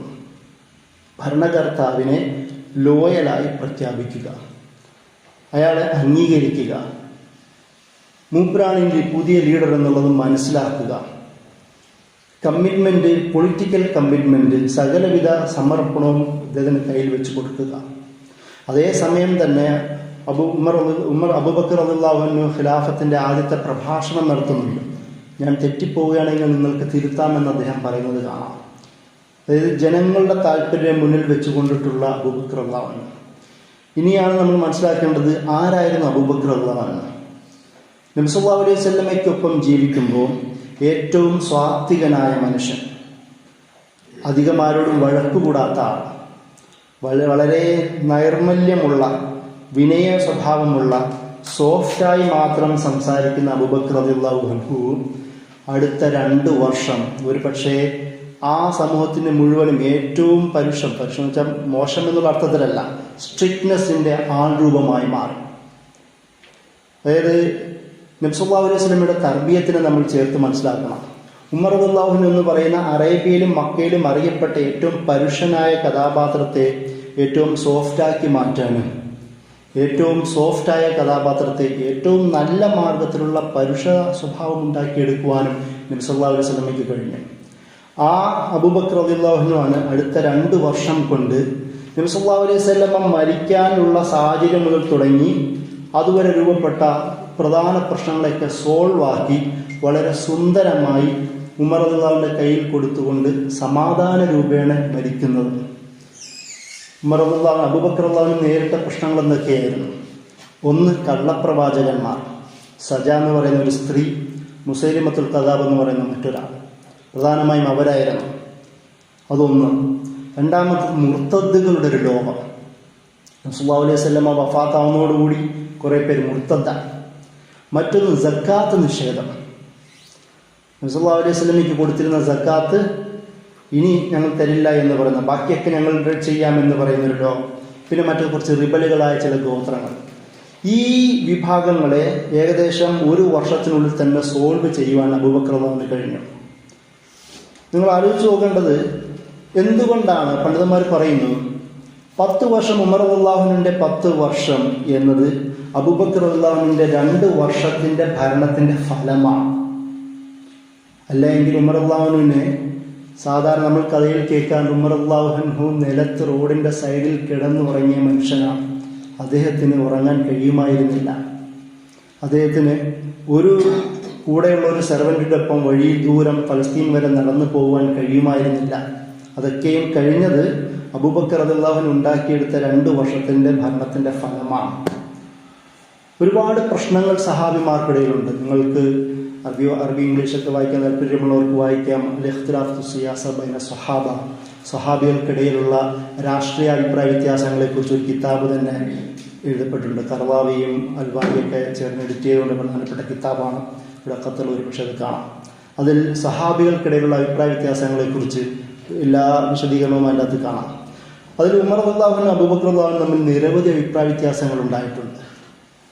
പലപ്പോഴും ആദ്യത്തെ അഭിപ്രായ വ്യത്യാസം തന്നെ ഉസാമത്ത് ബിൻ സെയ്ദ് റളിയല്ലാഹു അൻഹു, അദ്ദേഹത്തെ നബി സല്ലല്ലാഹു അലൈഹി വസല്ലമ വഫാത്താവുന്നതിന് മുമ്പ് ഒരു ഭാഗത്തേക്ക് സൈന്യവുമായി അയക്കാൻ തീരുമാനിക്കുന്നുണ്ട്. ഏറ്റവും ചെറുപ്പക്കാരനായ സഹാബിയാണ്. പക്ഷേ നബി സല്ലല്ലാഹു അലൈഹി വസല്ലമ വഫാത്താവുന്നു. അബൂബക്കർ റളിയല്ലാഹു ഈ സംഭവത്തിന് ശേഷം ഖലീഫയായി മാറുന്നു. അപ്പോൾ നബി സല്ലല്ലാഹു അലൈഹി വസല്ലമ നിയമിച്ച സൈനിക സംഘത്തെ അയക്കാൻ തീരുമാനിക്കുന്നു. ചില സഹാബികളൊക്കെ വന്നിട്ട് പറഞ്ഞു, തീരുമാനം മാറ്റാം. അതായത് എത്രത്തോളം എന്നാൽ ഉസാമ ചെറുപ്പക്കാരനാണല്ലോ, വയസ്സ് മൂത്ത സീനിയറായ ഒരാളെ നിയമിക്കുകയാണെങ്കിൽ നല്ലതായിരിക്കും എന്ന രീതിയിൽ അഭിപ്രായങ്ങൾ ഉമർ വഴി അയക്കുകയും അബൂബക്കർ റളിയല്ലാഹു പറഞ്ഞു, നബി സല്ലല്ലാഹു അലൈഹി വസല്ലമ തീരുമാനിച്ച ഒരു സൈന്യത്തെയും തീരുമാനത്തെയും ഞാൻ ആരാണ് മാറ്റാൻ? ആ കാര്യത്തിൽ അഭിപ്രായ വ്യത്യാസം ഉണ്ടാകും നമുക്ക് കാണാം. മറ്റൊരു വ്യത്യാസം കാണുന്നത് സക്കാത്ത് നിഷേധവുമായി ബന്ധപ്പെട്ടതാണ്. സക്കാത്ത് നിഷേധിക്കുമ്പോൾ നബി സല്ലല്ലാഹു അലൈഹി വസല്ലം ഉമർ റളിയല്ലാഹു പറഞ്ഞു, അവരോട് കുറച്ച് മൃദുലമായി പെരുമാറുന്ന വർത്തമാനം പറഞ്ഞു. അബൂബക്കർ റളിയല്ലാഹു പറഞ്ഞു, നബി സല്ലല്ലാഹു അലൈഹി വസല്ലമയ്ക്ക് കൊടുത്ത ഒട്ടകത്തിൻ്റെ സക്കാത്തിന് വേണ്ടി കൊടുക്കാൻ തീരുമാനിച്ച ഒട്ടകത്തിൻ്റെ കയറ് പോലും എനിക്ക് നിഷേധിക്കുകയാണെങ്കിൽ അതിൻ്റെ പേരിൽ പോലും ഞാൻ അവരോട് യുദ്ധം ചെയ്യുമെന്ന് അദ്ദേഹം പ്രഖ്യാപിച്ചു. അതാണ് ഞാൻ പറഞ്ഞ സ്ട്രിക്ട്നെസ്സിൻ്റെ സ്വഭാവം പറഞ്ഞതാണ്. നബി സല്ലല്ലാഹു അലൈഹി വസല്ലമയ്ക്ക് കൊടുക്കുന്ന ഒട്ടകത്തിൻ്റെ കയറ് പോലും എനിക്ക് നിഷേധിക്കുകയാണെങ്കിൽ അതിനുവേണ്ടി ഞാൻ യുദ്ധം ചെയ്യുമെന്ന് പറയുകയും അവരെ സമാധാന മേഖലയിലേക്ക് തിരിച്ചു കൊണ്ടുവരാനും അബൂബക്കർ കൊണ്ട് കഴിഞ്ഞു. എന്നിട്ട് അവസാനം ഈ രസങ്ങളിൽ നമുക്ക് കാണാൻ പറ്റുന്ന ഏറ്റവും രസകരമായ കാര്യം, അബൂബക്കർ റളിയല്ലാഹുവിൻ്റെ ഏകദേശം എല്ലാ തീരുമാനങ്ങളിലും ഒരു എതിർക്കാൻ ഉമർ റളിയല്ലാഹു ആദ്യം ഉണ്ടാവും. അപ്പോൾ ഉമർ റളിയല്ലാഹുവിനോട് അബൂബക്കർ റളിയല്ലാഹു പറയുന്നത്, അബൂബക്കർ നീ കണ്ടോളൂ, എനിക്ക് മനസ്സിലാവും അവസാനം എന്താണ് അബൂബക്കർ റളിയല്ലാഹു തീരുമാനിച്ചത് ആ തീരുമാനത്തിലേക്ക് കാര്യങ്ങൾ എത്തുകയും ഉമർ റളിയല്ലാഹു സോറി എന്ന് പറഞ്ഞാൽ അബൂബക്കർ റളിയല്ലാഹുവിൻ്റെ അടുത്ത് വരുന്നത് നമുക്ക് കാണാം ചരിത്രത്തിൽ. അതായത് അഭിപ്രായ വ്യത്യാസങ്ങൾ ഉണ്ടാവുക തന്നെ നല്ല കാര്യമാണ്. ചർച്ചകൾ ഉണ്ടാവുക. ഷൂറ സംവിധാനം നബി സല്ലല്ലാഹു അലൈഹി വസല്ലമയും എല്ലാ ഖുലഫാക്കളും സ്വീകരിച്ചിട്ടുണ്ട്. അബൂബക്കർ റളിയല്ലാഹു അതിലൊരു സിസ്റ്റം എന്ന രീതിയിലേക്ക് കൊണ്ടുവരുന്നത് നമുക്ക് കാണാം. കാരണം നബി സല്ലല്ലാഹു അലൈഹി വസല്ലം പോയി കഴിഞ്ഞാൽ പിന്നീട് സഹാബികളാണ്. വഅംറുഹും ഷൂറാ ബൈനഹും ഷാബിറുഹും ഫിൽ അംർ എന്ന് പറയുന്ന ഖുർആൻ ആയത്തുകളെല്ലാം അവർ നബി സല്ലല്ലാഹു അലൈഹി വസല്ലമയ്ക്ക് ശേഷം സഹാബികൾ നിരവധി ഉപയോഗിക്കുന്നത് കാണാം. ഈ ഇങ്ങനെയുള്ള അഭിപ്രായ വ്യത്യാസങ്ങളൊക്കെയും അബൂബക്കർ റളിയല്ലാഹുവിനും ഉമർ റളിയല്ലാഹുവിനും ബാക്കിയുള്ള സഹാബികൾക്കിടയിലുണ്ടെങ്കിൽ പോലും അബൂബക്കർ റളിയല്ലാഹുവിൻ്റെ തീരുമാനങ്ങളായിരുന്നു ഏറ്റവും മുഴച്ചു നിന്നത്. കാരണം അദ്ദേഹത്തിൻ്റെ ഒരു സ്ഥാനവും ഖലീഫ എന്ന് പറയുന്ന ഒരു ഭരണാധികാരിയുടെ സ്ഥാനം, നബി സല്ലല്ലാഹു അലൈഹി വസല്ലമയുടെ പ്രധാന സുഹൃത്ത് എന്നുള്ള സ്ഥാനമെല്ലാം തിരിച്ചറിയുകയും കൂട്ടത്തിൽ ഹിക്മത്ത് കൂടുള്ള ഒരാൾ എന്ന് ഉമർ റളിയല്ലാഹുവിന് പോലും അബൂബക്കർ റളിയല്ലാഹുവിനെ സമ്മതിക്കുന്നത് നമുക്ക് കാണാം. ചരിത്ര രേഖകളിലൊക്കെയും രേഖപ്പെടുത്തപ്പെട്ടിട്ടുണ്ട്. ഈ ഭരണ സംവിധാനം നമ്മൾ ആലോചിക്കുന്ന ഒരു വിഷയം, അബൂബക്കർ റളിയല്ലാഹു അൻഹു, ഉമർ റളിയല്ലാഹു അൻഹു, ഉസ്മാൻ റളിയല്ലാഹു അൻഹു, അലി റളിയല്ലാഹു അൻഹു, ഇവർ 4 പേരും നബി സല്ലല്ലാഹു അലൈഹി വസല്ലമയുമായി ബന്ധപ്പെട്ടവരാണ്. അബൂബക്കർ റളിയല്ലാഹു അൻഹു നബിയുടെ അമ്മായിപ്പനാണ്. ഉമർ റളിയല്ലാഹു അൻഹു നബിയുടെ അമ്മായിപ്പനാണ്. ഉസ്മാൻ റളിയല്ലാഹു അൻഹും അലിയും റളിയല്ലാഹു അൻഹു ഇവർ നബിയുടെ മരുമക്കളാണ്. ഉസ്മാൻ റളിയല്ലാഹു അൻഹു നബിയുടെ 2 മക്കളെ വിവാഹം കഴിച്ചിട്ടുണ്ട്. റുഖയ്യനെയും ഉമ്മു കൽസൂമിനെയും വിവാഹം കഴിച്ചാലാണ് ഉസ്മാൻ റളിയല്ലാഹു അൻഹു. അലി റളിയല്ലാഹു അൻഹു ഫാത്തിമയെ വിവാഹം കഴിച്ച ആളാണ്. ഈ ബന്ധം നമുക്ക് ചരിത്രത്തിൽ കാണുവാൻ പറ്റും. അതല്ലാതെ വേറൊരു ബന്ധവും മക്കൾ എന്ന് പറയുന്ന ബന്ധമില്ല. ഖിലാഫത്തിന്റെ ആദ്യകാല 30 വർഷം നിങ്ങൾ നോക്കുമ്പോൾ ഈ 4 പേരും അതല്ലാതെ വേറൊരു ബന്ധവും പരസ്പരമില്ല. വേറെ ബന്ധം നമുക്ക് അങ്ങനെ കാണാൻ കഴിയില്ല. അബൂബക്കർ റളിയല്ലാഹു അൻഹുവിനെ ഉമർ റളിയല്ലാഹു അൻഹു തീരുമാനിക്കുന്നത് നബി സല്ലല്ലാഹു അലൈഹി വസല്ലമയുടെ സഹവാസത്തെ മുന്നിൽ വെച്ചുകൊണ്ടാണ്. അബൂബക്കർ റളിയല്ലാഹു അൻഹു മരണപ്പെടാൻ നേരം ഉമർ റളിയല്ലാഹു അൻഹുവിനെ നോമിനേറ്റ് ചെയ്യുന്നത് നമുക്ക് കാണാം. അത് തിരിച്ച് നോമിനേറ്റ് ചെയ്യുന്നു. ഉമർ റളിയല്ലാഹു അൻഹുവിനെ നോമിനേറ്റ് ചെയ്യുന്നതിന് മുമ്പ് ഒരു സംഭവം നടക്കുന്നുണ്ട്. സഹാബികൾ ഒരുമിച്ച് കൂട്ടുന്നു. അബൂബക്കർ റളിയല്ലാഹു അൻഹു പറഞ്ഞു, എനിക്ക് അടുത്ത ഖലീഫയെ തീരുമാനിക്കുവാൻ ഞാൻ ആഗ്രഹിക്കുന്നത്. ചർച്ച രോഗിയാവുന്ന ഒരു അവസ്ഥയിൽ മരണം അടുത്തു എന്നുള്ളൊരു ഫീലിംഗ് വന്നതുകൊണ്ടാവാം. അവിടെ സംസാരിക്കുന്നു. ആൾക്കാർ സഹാബികളെ വിളിച്ചു കൂട്ടുന്നു. അപ്പോൾ ഓരോരുത്തരും സംസാരിക്കുന്നു. അപ്പോൾ സഹാബികൾ പറഞ്ഞു, താങ്കൾക്ക് തന്നെ തീരുമാനിക്കാം. അപ്പോൾ അബൂബക്കർ റളിയല്ലാഹു അൻഹു പറയുന്നു, എന്നാൽ ഞാൻ തീരുമാനിക്കാൻ നിങ്ങൾ അംഗീകരിക്കുമോ? ഞാൻ അംഗീകരിക്കും. പിന്നെ കുറച്ച് ദിവസം അതുമായി സംസാരിക്കുകയും സഹാബികളെ വിളിച്ചു കൂട്ടുകയും ഉമർ റളിയല്ലാഹു അൻഹുവിനെ അടുത്ത ഖലീഫയായി അബൂബക്കർ റളിയല്ലാഹു അൻഹു നോമിനേറ്റ് ചെയ്യുകയും അത് സഹാബികൾ ഐക്യകണ്ഠേന സ്വീകരിക്കുകയും ചെയ്യുന്നു എന്നുള്ളതാണ്. ഇവിടെയൊക്കെയും ഇസ്ലാമിക ചരിത്രത്തിൽ പ്രധാന ഡിവിഷൻ ഉണ്ടാകുന്ന ഒരു സംഭവം നടക്കുന്നുണ്ട്. അത് അലി റളിയല്ലാഹു അൻഹുവിന്റെ ഒരു സ്ഥാനമാണ്. നിങ്ങൾ ഇസ്ലാമിക ചരിത്രത്തെ ഷിഈ സുന്നി എന്ന് പറയുന്ന 2 ചരിത്രാഖ്യാനങ്ങൾ നിലവിലുണ്ട്. അലി റളിയല്ലാഹു അൻഹുവിന് ലഭിക്കേണ്ട അധികാരം ഉമർ റളിയല്ലാഹു അൻഹു അലിക്ക് കൊടുക്കാതെ അബൂബക്കർ റളിയല്ലാഹു അൻഹു കൊടുക്കുകയാണ് ചെയ്തത്. അതുകൊണ്ട് ചില ഷിഈ ചരിത്ര രചനകളിൽ ഏറ്റവും കൂടുതൽ തെറി, പഴി, ശാപം കേൾക്കുന്നത് ഉമർ റളിയല്ലാഹു അൻഹുവിനാണ്. ഉമർ റളിയല്ലാഹു അൻഹുവിനെതിരെ ഒരുപാട് ഫേക്ക് ചരിത്ര ഹിസ്റ്റോറിക്കൽ നരേഷൻസ് ഉണ്ടാവുകയും ചെയ്തു പിൽക്കാലത്ത്. കാരണം അലിക്ക് ലഭിക്കേണ്ട ഭരണാധികാരം അത് അബൂബക്കർ റളിയല്ലാഹു അൻഹു കൊടുത്തു എന്നുള്ളതാണ്. നമ്മൾ ആ വായനയുടെ ഒരു പ്രശ്നമെന്ന് പറയുന്നത് നബി സല്ലല്ലാഹു അലൈഹി വസല്ലമ അലിക്ക് അധികാരം കൊടുത്താൽ അതിൻ്റെ അർത്ഥം നബി കുടുംബവാഴ്ചയെ അംഗീകരിക്കുന്നു എന്നാണ്. അത് തെറ്റായി മാറും. ഒന്നാമത്തെ പ്രശ്നം. ഉമർ റളിയല്ലാഹു അൻഹു അബൂബക്കർ റളിയല്ലാഹു അൻഹു അധികാരം കൊടുക്കുന്നത് നബി സല്ലല്ലാഹു അലൈഹി വസല്ലമയുടെ സഹവാസവും ബാക്കിയുള്ള ലീഡർഷിപ്പിന്റെ ക്വാളിറ്റിയെ മുന്നിൽ വെച്ചുകൊണ്ട് മാത്രമാണ്, കുടുംബത്തെ പരിഗണിച്ചുകൊണ്ടല്ല. അബൂബക്കർ റളിയല്ലാഹു അൻഹു ഉമർ റളിയല്ലാഹു അൻഹുവിനെ അടുത്ത ഖലീഫയെ നിശ്ചയിക്കുന്നതും അബൂബക്കർ റളിയല്ലാഹു അൻഹുവിന്റെ ഭരണത്തിന്റെ സമയത്ത് പോലും അബൂബക്കർ റളിയല്ലാഹു അൻഹു ഫേവർ ചെയ്തത് ഉമറിനെയായിരുന്നു. ഉമർ ആവണം ഖലീഫ എന്ന് അബൂബക്കർ റളിയല്ലാഹു അൻഹുവിന്റെ താല്പര്യമായിരുന്നു. അത് നടക്കാത്തത് കൊണ്ടും തന്നേക്കാൾ ഏറ്റവും കൂടുതൽ ക്വാളിറ്റി ഉള്ള ആൾ ഒരുപാട് ഖുർആൻ ആയത്തുകൾ പോലും ഉമർ റളിയല്ലാഹു അൻഹുവിന്റെ വർത്തമാനത്തിൽ അവതരിപ്പിക്കപ്പെട്ടു എന്നതും നബി സല്ലല്ലാഹു അലൈഹി വസല്ലമയോട് ഏറ്റവും കൂടുതൽ നമ്മൾ ഇന്നത്തെ പറയുന്ന വേവ് ലെങ്തുകൾ ചേർന്ന് നിന്ന രാഷ്ട്രീയപരമായ ഡിസിഷൻ മേക്കിങ്ങും പല കാര്യങ്ങളിലും വേവ് ലെങ്ത് ചേർന്ന് നിന്ന വൈബ് ചേർന്ന് നിന്ന ഒരാളെന്ന നിലയിൽ ഉമർ റളിയല്ലാഹു അൻഹുവിന്റെ ചരിത്രത്തിൽ ഒരുപാട് നിമിഷങ്ങളുണ്ട്. അതുകൊണ്ട് ഉമർ റളിയല്ലാഹു അൻഹു പലപ്പോഴും അബൂബക്കർ റളിയല്ലാഹു അൻഹുവിന്റെ ഷൂറയിലെ പ്രധാന അംഗമായിരുന്നു. ആരൊക്കെ എന്തൊക്കെ പറഞ്ഞാലും അബൂബക്കർ റളിയല്ലാഹു അൻഹു ഉമർ റളിയല്ലാഹു അൻഹുവിന്റെ അഭിപ്രായത്തെ ഉമർ എവിടെയുണ്ട്, ചിലപ്പോൾ ചർച്ച നടക്കുമ്പോൾ സദസ്സിൽ ഉമർ റളിയല്ലാഹു അൻഹു ഉണ്ടാവുകയില്ല. ചർച്ച നടന്നതിന് ശേഷം ഉമർ എവിടെയെന്ന് ചോദിക്കും. ഉമറില്ല, ഞാൻ ഉമ്മറിൻ്റെ അടുത്ത് പോയി ചോദിച്ചിട്ട് വരും, ഉമറിൻ്റെ ഈ വിഷയമുള്ള അഭിപ്രായം എന്താണ്. അങ്ങനെ ഉമർ റളിയല്ലാഹു അൻഹുവിന്റെ അഭിപ്രായത്തിന് കൂടുതൽ പ്രാധാന്യം അബൂബക്കർ റളിയല്ലാഹു അൻഹു കൊടുത്തത് നമുക്ക് കാണാം. ഈ സദസ്സിൽ പോലും അലി റളിയല്ലാഹു അൻഹു ഉണ്ട്. അബൂബക്കർ റളിയല്ലാഹു അൻഹുവിന്റെ ഷൂറയിലും അലി റളിയല്ലാഹു അൻഹു ഉണ്ട്. അബൂബക്കർ റളിയല്ലാഹു അൻഹു ഉമർ റളിയല്ലാഹു അൻഹുവിന്റെ പുതിയ ഖലീഫയായി തീരുമാനിക്കുമ്പോഴും അലിയോടും കൂടി ചർച്ച ചെയ്തുകൊണ്ടാണ് ഉമർ റളിയല്ലാഹു അൻഹു അബൂബക്കർ റളിയല്ലാഹു അൻഹു അടുത്ത ഖലീഫയായി തീരുമാനിക്കുന്നത്. അതായത് സുന്നി എന്ന് പിന്നീട് മാറ്റപ്പെട്ട നമ്മളൊരു പ്രശ്നം എന്ന് പറഞ്ഞാൽ ഇത് സുന്നി ചരിത്ര വായനയാണ്, മറ്റൊരു ഷീ ചരിത്ര വായന, അങ്ങനെ 2ആയി തരംതിരിക്കപ്പെട്ടു. യഥാർത്ഥത്തിൽ അതെങ്ങനെ വായിക്കണമോ എന്നുള്ളത് മറ്റൊരു ചോദ്യമാണ്, ഞാൻ വായിക്കേണ്ടതില്ല. അഭിപ്രായ വ്യത്യാസങ്ങൾ പിന്നീട് വലുതായതാണ്. അബൂബക്കർ റളിയല്ലാഹു അൻഹുവിന്റെ ഷൂറയിലും ഉമർ റളിയല്ലാഹു അൻഹുവിന്റെ ഷൂറയിലും ഉസ്മാൻ റളിയല്ലാഹു അൻഹുവിന്റെ ഷൂറയിൽ പോലും പ്രധാന ആൾ അത് അലി റളിയല്ലാഹു അൻഹു ആയിരുന്നു. എത്രത്തോളം വന്നാൽ അലി റളിയല്ലാഹു അൻഹു വധിക്കപ്പെട്ടു. ഈ വിവരം അറിഞ്ഞ് മുആവിയ റളിയല്ലാഹു അൻഹു, അതായത് അലി റളിയല്ലാഹു അൻഹുവിന്റെ പ്രധാന എതിരാളിയായിരുന്ന മുആവിയ റളിയല്ലാഹു അൻഹു നന്നായി കരയുകയും, അപ്പോൾ ഇത് കരയുന്നത് കേട്ട് മുആവിയ റളിയല്ലാഹു അൻഹുവിന്റെ ഭാര്യ ചോദിക്കും, നിങ്ങൾ എന്തിനാണ് കരയുന്നത്, നിങ്ങളുടെ ശത്രുവല്ലേ? അപ്പം പറയുന്നു, ശത്രു ഇസ്ലാമിന്റെ ഹിക്മത്തിന്റെയും ഇൽമിന്റെയും അധികാരത്തിന്റെയും കേന്ദ്രമായിരുന്നു അലി, അതാണ് നഷ്ടപ്പെട്ടു പോയത് എന്ന് മുആവിയ റളിയല്ലാഹു അൻഹു അലി റളിയല്ലാഹു അൻഹുവിന്റെ ഷഹാദത്ത് കേൾക്കുമ്പോൾ പ്രതികരിക്കുന്നത് കാണാം.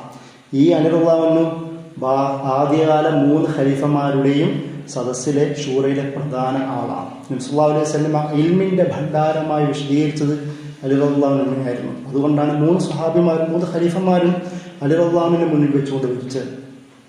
ഈ ഉമർ റളിയല്ലാഹു അൻഹു അധികാരത്തിലേറുന്നതോടുകൂടി പിന്നീട് സംഭവിക്കുന്ന ഇസ്ലാമിക ലോകത്തിന് വലിയൊരു സ്ട്രാറ്റജിക് ഷിഫ്റ്റാണ്. നിങ്ങൾ അമീറുൽ മുഅ്മിനീൻ എന്നുള്ള പദം കേട്ടിട്ടുണ്ടാവും. അത് ആദ്യമായി ഉപയോഗിക്കപ്പെടുന്നത് ഉമർ റളിയല്ലാഹുവിന്റെ കാലം മുതലാണ്. അത് ആദ്യം ഖലീഫത്തു റസൂലില്ല എന്ന പേരായിരുന്നു അബൂബക്കർ റളിയല്ലാഹു അൻഹു ഉണ്ടായിരുന്നത്. പക്ഷെ അത് ഉമർ റളിയല്ലാഹുവിന്റെ കാലത്തിലേക്ക് വരുമ്പോൾ ആ പദം ഉപയോഗിക്കാൻ കുറച്ച് ബുദ്ധിമുട്ടും. ഖലീഫത്ത് റസൂലില്ല എന്ന രീതിയിൽ ആവർത്തിക്കപ്പെടേണ്ട ഒരവസ്ഥ. അള്ളാഹുവിന്റെ റസൂലിന്റെ ഖലീഫയുടെ ഖലീഫ, അങ്ങനെ ആദ്യം ഒരു പ്രശ്നമുണ്ടായിരുന്നു. അപ്പോൾ അത് കുറച്ച് ലളിതമാവുവാൻ ഖലീഫ എന്നുള്ള പദം ഉണ്ടാവുമ്പോൾ തന്നെയും കുറച്ചും കൂടി ആൾക്കാർക്ക് വിളിക്കാൻ ഉപയോഗിക്കാമെന്ന അമീറുൽ മുഅ്മിനീൻ, മുഅ്മിനുകളുടെ അമീർ, നേതാവ് എന്നുള്ള പദമാണ്. അത് ആദ്യമായി കൈകാര്യം ചെയ്യപ്പെടുന്നത് ഉമർ റളിയല്ലാഹുവിന്റെ കാലത്താണ്. അതുപോലെ തന്നെ ഇന്ന് കാണുന്ന പിന്നീട് രൂപപ്പെട്ട എല്ലാ സ്ട്രാറ്റജിക് ഷിഫ്റ്റുകൾ, അഡ്മിനിസ്ട്രേറ്റീവ് രീതികൾ, എക്സിക്യൂട്ടീവ് രീതികൾ, ലെജിസ്ലേറ്റീവ് സംവിധാനങ്ങളെല്ലാം ഒരു പുതിയ സ്ട്രക്ചറിലേക്ക് രൂപപ്പെടുന്നത് ഉമർ റളിയല്ലാഹുവിന്റെ കാലത്താണ്. ഉമർ റളിയല്ലാഹു സ്വന്തമായ ഒരുപാട് ഇജ്തിഹാദി സംവിധാനങ്ങൾ കാണാം. ചെറിയൊരു ഉദാഹരണം പറയുകയാണെങ്കിൽ നമ്മുടെ തറാവീഹ് പോലും നബി സല്ലല്ലാഹു അലൈഹി വസല്ലം 3 ദിവസത്തിലധികം തറാവീഹ് നിൽക്കുവാൻ ആഗ്രഹിച്ചിരുന്നില്ല. കാരണം ആൾക്കാർ അത് ഫർളായി കാണുമെന്ന് പറഞ്ഞു. ഉമർ റളിയല്ലാഹുവിന്റെ കാലത്തേക്ക് എത്തുമ്പോൾ എന്താണ് സംഭവിക്കുന്നത്? ഒരുപാട് ജമാഅത്തുകൾ പള്ളിയിൽ ഒരുമിച്ച് കൂടുമ്പോൾ അത് ഒഴിവാക്കിയിട്ട് അത് ഒരൊറ്റ രീതിയിലേക്ക് ഉമർ റളിയല്ലാഹു കൊണ്ടുവരുന്നു. ഇന്ന് നമ്മുടെ കേരളീയ ലോകത്ത് ഏറ്റവും കൂടുതൽ ചർച്ചയാണ് ഇന്ത്യയിലടക്കം മുത്തലാഖ് എന്ന് പറയുന്ന ഭാഗം. ഒരു നബി സല്ലല്ലാഹു അലൈഹി വസല്ലമയുടെയും അബൂബക്കർ റളിയല്ലാഹുവിന്റെയും കാലത്ത് ഓരോ തൊലാഖായിട്ടാണ് കണ്ടിരുന്നത്. പക്ഷെ ഉമർ റളിയല്ലാഹുവിന്റെ കാലത്തേക്ക് എത്തുമ്പോൾ ആൾക്കാരെ ഇസ്ലാം വ്യാപിക്കുന്നു, പ്രദേശം വ്യാപിക്കുന്നു, ഈ ആൾക്കാർ പതുക്കെ ദീനിൽ നിന്ന് അകന്നു പോകുന്നുള്ള ഇതുണ്ടാവുന്നു. നിയമങ്ങളെ ഒരു രസത്തിന് വേണ്ടി ഉപയോഗിക്കുക, അതിലൊരു സീരിയസ്നെസ് ഇല്ലാതെ ഒരു ലാഘവത്വത്തോടുകൂടി നിയമങ്ങളെ കാണുക. അപ്പോഴാണ് ഉമർ റളിയല്ലാഹു പറഞ്ഞു മുത്തലാഖ് എന്ന രീതിയിലേക്ക് കൊണ്ടുവന്നത്. ചൊല്ലിയാൽ ഒറ്റയടിക്ക് തീരും എന്ന് പറയുന്ന തീരുമാനം ഉമർ റളിയല്ലാഹു കൊണ്ടുവന്നതുകൊണ്ടാണ്. എന്തുകൊണ്ടാണത്? അത് സാമൂഹ്യ സാഹചര്യം അങ്ങനെ ആയതുകൊണ്ടാണ്. പക്ഷെ അത് ഉസ്മാൻ റളിയല്ലാഹു പിന്നീട് അത് മാറ്റുന്നതാണ്. റളിയല്ലാഹുവിന്റെ കാലത്തേക്ക് അത് റളിയല്ലാഹു ആ തീരുമാനം മാറ്റി. അത് വേണ്ട, ഓരോന്നോരോന്നായി മുത്തലാഖ് അല്ല എന്ന് തീരുമാനം മാറ്റുന്നുണ്ട്. അതായത് നമ്മൾ ഒരു കാര്യം മനസ്സിലാക്കേണ്ടത് തഗയ്യുറുൽ ഫത്വ ബി തഗയ്യുറു സമാൻ വൽ മകാൻ. ഇസ്ലാമിന്റെ ഉസൂലുൽ ഫിഖ്ഹിന്റെ നിയമത്തിന്റെ അടിസ്ഥാനങ്ങളിൽ ഒന്നാണ് ഫത്വകളുടെ മാറ്റം. തഗയ്യുറുൽ ഫത്വകളുടെ മാറ്റം തഗയ്യുറു സമാൻ വൽ മകാൻ. സമയവും പ്രദേശവും കാലവും ടൈമും അനുസരിച്ചുകൊണ്ട് ഫത്വകൾ, നിയമരീതികൾ, വിധികൾ മാറുമെന്നാണ്. അതിൻ്റെ ഒരു ഉദാഹരണമാണത്. നബി സല്ലല്ലാഹു അലൈഹി വസല്ലമയുടെ കാലത്തില്ലാത്തത് ഉമർ റളിയല്ലാഹു കൊണ്ടുവരുന്നു. ഉമർ റളിയല്ലാഹു കൊണ്ടുവന്നത് പിന്നുള്ള സഹാബികൾ മാറ്റുന്നു. കാരണം പശ്ചാത്തലം അനുസരിച്ചുകൊണ്ട് നിയമവിധികൾ മാറ്റുന്നു. നമുക്കറിയാം മോഷ്ടാവിൻ്റെ കൈവെട്ടുക എന്നത് ഒരു ഖുർആനിക നിയമമാണ്. പക്ഷേ ഉമർ റളിയല്ലാഹു ക്ഷാമ കാലത്ത്, വരൾച്ച കാലത്ത് ആരെങ്കിലും മോഷ്ടിക്കുകയാണെങ്കിൽ അവൻ്റെ കൈവെട്ടിയിരുന്നില്ല. നിയമം അവിടെ ഉണ്ടായിരിക്കെ തന്നെ കോണ്ടെക്സ്റ്റുവൽ ആയിട്ട് നിയമത്തെ മനസ്സിലാക്കുവാൻ ഉമർ റളിയല്ലാഹു ശ്രമിച്ചു എന്നുള്ളതാണ്. അത് മാത്രമല്ല, ആരെങ്കിലും മോഷ്ടിക്കുമ്പോൾ തന്നെ മോഷണത്തിലെ പ്രധാന കാരണം അന്വേഷിക്കുക എന്നത് ഉമർ റളിയല്ലാഹു ചെയ്ത പ്രധാന രീതികളൊന്നാണ്. ഏറ്റവും നല്ലൊരു ഉദാഹരണമാണ് ചില അടിമകൾ അവരുടെ മുതലാളിമാരുടെ ഒട്ടകത്തെ അറുത്ത് തിന്നുന്നുള്ളൊരു സംഭവമുണ്ട്. ഇത് അടിമകളെ ഉമർ റളിയല്ലാഹുവിന് മുമ്പിലേക്ക് കൊണ്ടുവരുന്നു. അപ്പോൾ അദ്ദേഹം ചോദിക്കുന്ന സംഭവം എന്നാണ്. ഇവർ പറഞ്ഞു, ഞങ്ങൾക്ക് സെർവൻറ്റുകളാണ്, ഞങ്ങൾക്ക് വേണ്ട രീതിയിൽ ഭക്ഷണവും ഒന്നും തന്നില്ല. അങ്ങനെ അദ്ദേഹം അവരെടുത്ത് പറഞ്ഞതോട് ഉമർ റളിയല്ലാഹു കൊണ്ടുവന്ന മുതലാളിമാരോട് എക്സ്ട്രാ പേ ചെയ്യുവാൻ, ഫീ അടയ്ക്കുവാനാണ് പറഞ്ഞത്. ഇവരുടെ കൈവെട്ടുകയല്ല ചെയ്തത്. കാരണം നബി സല്ലല്ലാഹു അലൈഹി വസല്ലം പ്രത്യേക കൽപ്പനയാണ്, അടിമകൾ, സെർവൻറ്റുകൾക്ക് വസ്ത്രവും, അവർ കഴിക്കുന്ന വസ്ത്രവും അവരുടെ ഭക്ഷണവും അവർക്ക് സൗകര്യം ഒരുക്കി കൊടുക്കാത്തടത്തോളം കാലം കുറ്റകൃത്യങ്ങൾ ഉണ്ടാവും. അപ്പം റൂട്ട് കോസ് കാരണങ്ങളെ കണ്ടെത്തി, നിയമം ഉണ്ടായിരിക്കെ തന്നെ കാരണങ്ങളെ പരിഗണിച്ചുകൊണ്ട് കോണ്ടക്സ്ച്വലി നിയമങ്ങൾ മാറ്റുന്ന സംവിധാനം പോലും ഉമർ റളിയല്ലാഹു അൻഹു ഒരുപാട് മേഖലകളിൽ ചെയ്തിട്ടുണ്ട്. മറ്റൊന്നാണ് ഖുർആനിൽ സക്കാത്തിന്റെ അവകാശികളെ കുറിച്ച് നമുക്കറിയാം, മുഅല്ലഫത്ത് ഖുലൂബുഹും. ഈ പറയുന്ന ഓരോ ഇജ്തിഹാദുകളും പിന്നീട് ഇസ്ലാമിക ചരിത്രത്തിലെ പ്രധാന രേഖകളായി മാറി.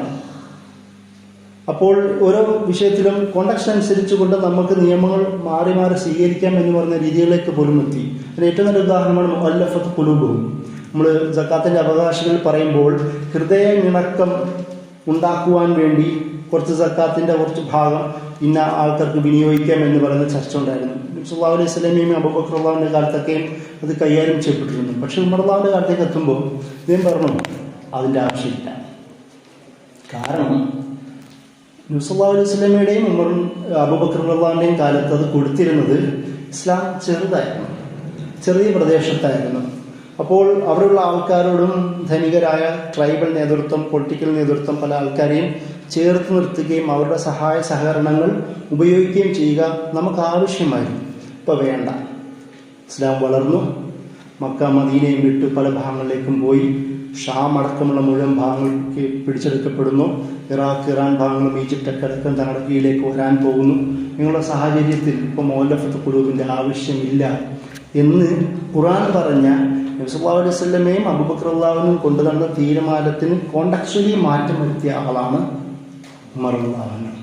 അതുപോലെയാണ് മറ്റൊന്ന് ഈ ലാൻഡ് അഗ്രികൾച്ചർ നിയമങ്ങൾ ഒരുപാട് മാറ്റം വരുത്തി അബൂബക്കർ. ഇതൊക്കെയും ഞാൻ പറയുന്നത് മനസ്സിലാവണം, ഷൂറകൾ ഉണ്ടാവണം.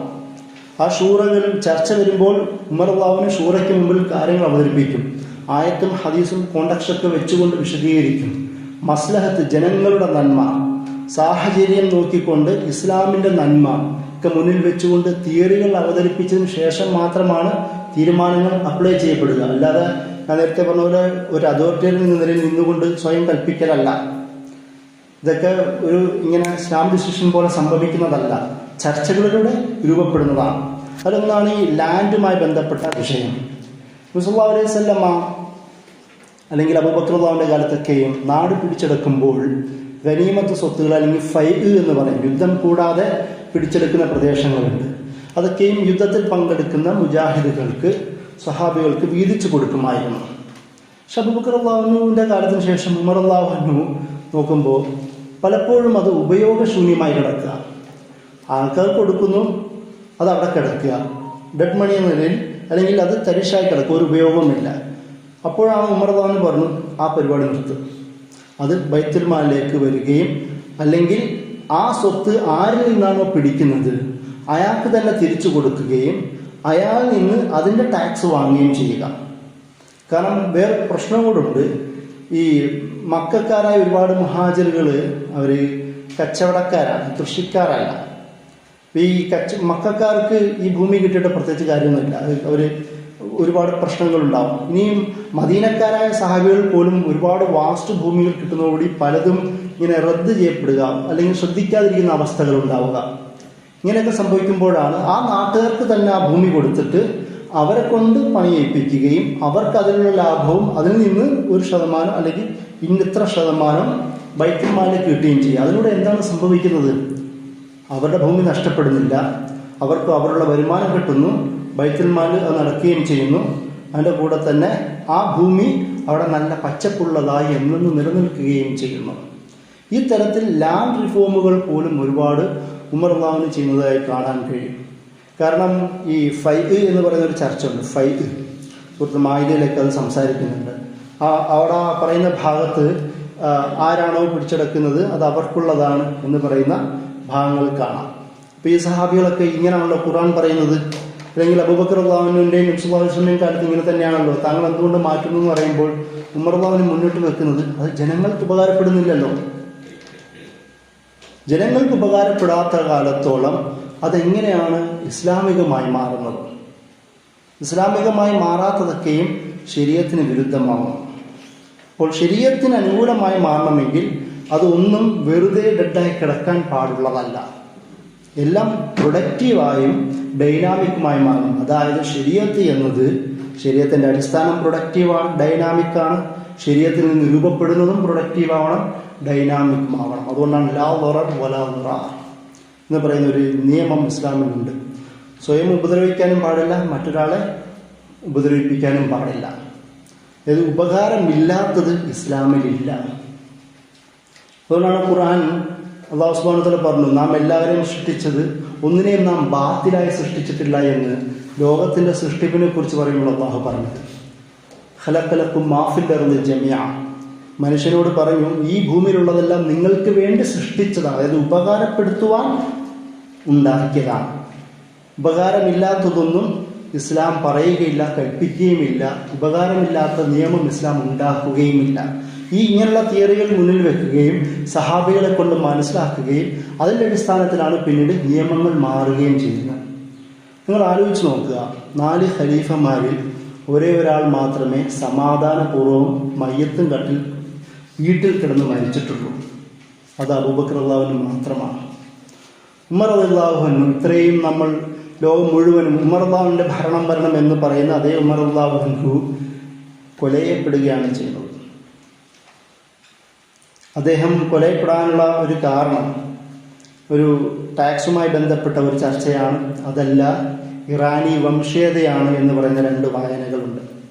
അബുലുലു ഫൈറൂസ് എന്ന് പറയുന്ന ഇറാനിലുണ്ടായിരുന്ന ഒരാൾ പിന്നീട് ഇവിടെ അടിമയായി വരികയും മക്കയിൽ മൊയ്റത്തുൽ ഷുബയുടെ കീഴിൽ അദ്ദേഹം സെർവൻ്റായി ജോലി ചെയ്യുന്നു. നല്ല ഈ കത്തി മൂർച്ച കൂട്ടുന്ന അങ്ങനെയൊക്കെ പണി ചെയ്യുന്ന ഒരാളാണ്. അതിന് മുമ്പാണ്, കുറച്ചു കാലം മുമ്പാണ് ഉമർ റളിയല്ലാഹു അൻഹു ഇറാൻ പിടിച്ചെടുക്കുന്നത്. പഹ്ലവി അവിടെ ഉണ്ടായിരുന്ന ഡൈനാസ്റ്റി സാസാനി രാജവംശം ഉണ്ടായിരുന്നു, അതിനെ പരാജയപ്പെടുത്തിക്കൊണ്ട് ഇറാൻ ഖിലാഫത്തിന് കീഴിലേക്ക് കൊണ്ടുവരുന്നു. ചില പണ്ഡിതന്മാർ പറയുന്നത് ഈ അബുലുലു ഫൈറൂസ് എന്ന് പറയുന്നത് ഇറാനിനെ നന്നായി സ്നേഹിച്ച മുസ്ലിം ആവാതിരുന്ന ഒരു മനുഷ്യനാണ്. അപ്പോൾ ഇറാൻ പിടിച്ചെടുത്ത ഉമറിനോട് ശക്തമായ പക ഉണ്ടായിരിക്കുകയും അതിൻ്റെ അടിസ്ഥാനത്തിൽ ഒരു ഇമ്മീഡിയറ്റ് കോസ് കണ്ടെത്താൻ കാത്തിരിക്കുകയായിരുന്നു.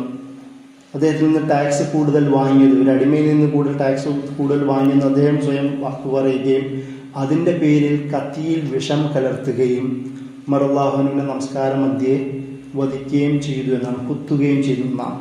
അദ്ദേഹം നമസ്കാരത്തിൻ്റെ സമയത്ത് കൂടെ ഉണ്ടായിരുന്ന പല സഹാബികളും കുത്തി മാറി 7 പേര് ആ സമയത്ത് കൊലയപ്പെടുന്നുണ്ട്. അപ്പോൾ അബ്ദുറഹ്മാൻ ഔഫ് അദ്ദേഹത്തെ പിടിക്കാൻ പറ്റാത്ത നല്ല ശക്തനായ ഒരു മനുഷ്യനായിരുന്നു. അബ്ദുറഹ്മാൻ ഔഫ് അദ്ദേഹത്തിൻ്റെ കയ്യിലെ തുണിയെടുത്ത് ശരീരത്തിലേക്ക് വലിച്ചെറിയുകയും അങ്ങനെ കൂട്ടം പിടിക്കുകയും ചെയ്യുന്ന ഒരു സംഭവമാണ്. ഉമർ റളിയല്ലാഹു കുത്തേൽക്കുന്നുണ്ട്. ആ കുത്തേറ്റ് കിടക്കുന്ന ഉമർ റളിയല്ലാഹുവിൻ്റെ മനസ്സിലുള്ള ആദ്യത്തെ ചിന്ത എൻ്റെ സമൂഹത്തിൻ്റെ അവസ്ഥ എന്താകുമെന്നുള്ളതായിരുന്നു. അദ്ദേഹം 6 അംഗ സംഘത്തെ സഹാബികളെ തിരഞ്ഞെടുക്കുന്നു. അപ്പം നിങ്ങൾ ആലോചിക്കുക, ഒന്ന് അബൂബക്കർ റളിയല്ലാഹുവിനെ തിരഞ്ഞെടുക്കുന്നത് ചർച്ചയുടെ ഭാഗമാണ്. ഉമർ റളിയല്ലാഹുവിനെ തിരഞ്ഞെടുക്കുന്നത് സഹാബികളോട് ചർച്ച ചെയ്തുകൊണ്ട് നോമിനേറ്റ് ചെയ്യലാണ്. ഇവിടെ ഉമർ റളിയല്ലാഹു അടുത്ത ആളെ തിരഞ്ഞെടുക്കാൻ തീരുമാനിക്കുന്നത് 6 സഹാബികളെ, പ്രധാനമായും അന്നുണ്ടായിരുന്ന അലി റളിയല്ലാഹു അൻഹു, ഉസ്മാൻ റളിയല്ലാഹു അൻഹു അടക്കമുള്ള പ്രധാനപ്പെട്ട 6 സഹാബികളെ തിരഞ്ഞെടുക്കുകയും എന്നിട്ട് അവരോട് പറഞ്ഞു, എൻ്റെ മകൻ ഇബ്നു ഉമർ, അബ്ദുല്ലാഹ് ഇബ്നു ഉമറിനെ നിങ്ങൾക്ക് കൂടെ കൂട്ടാം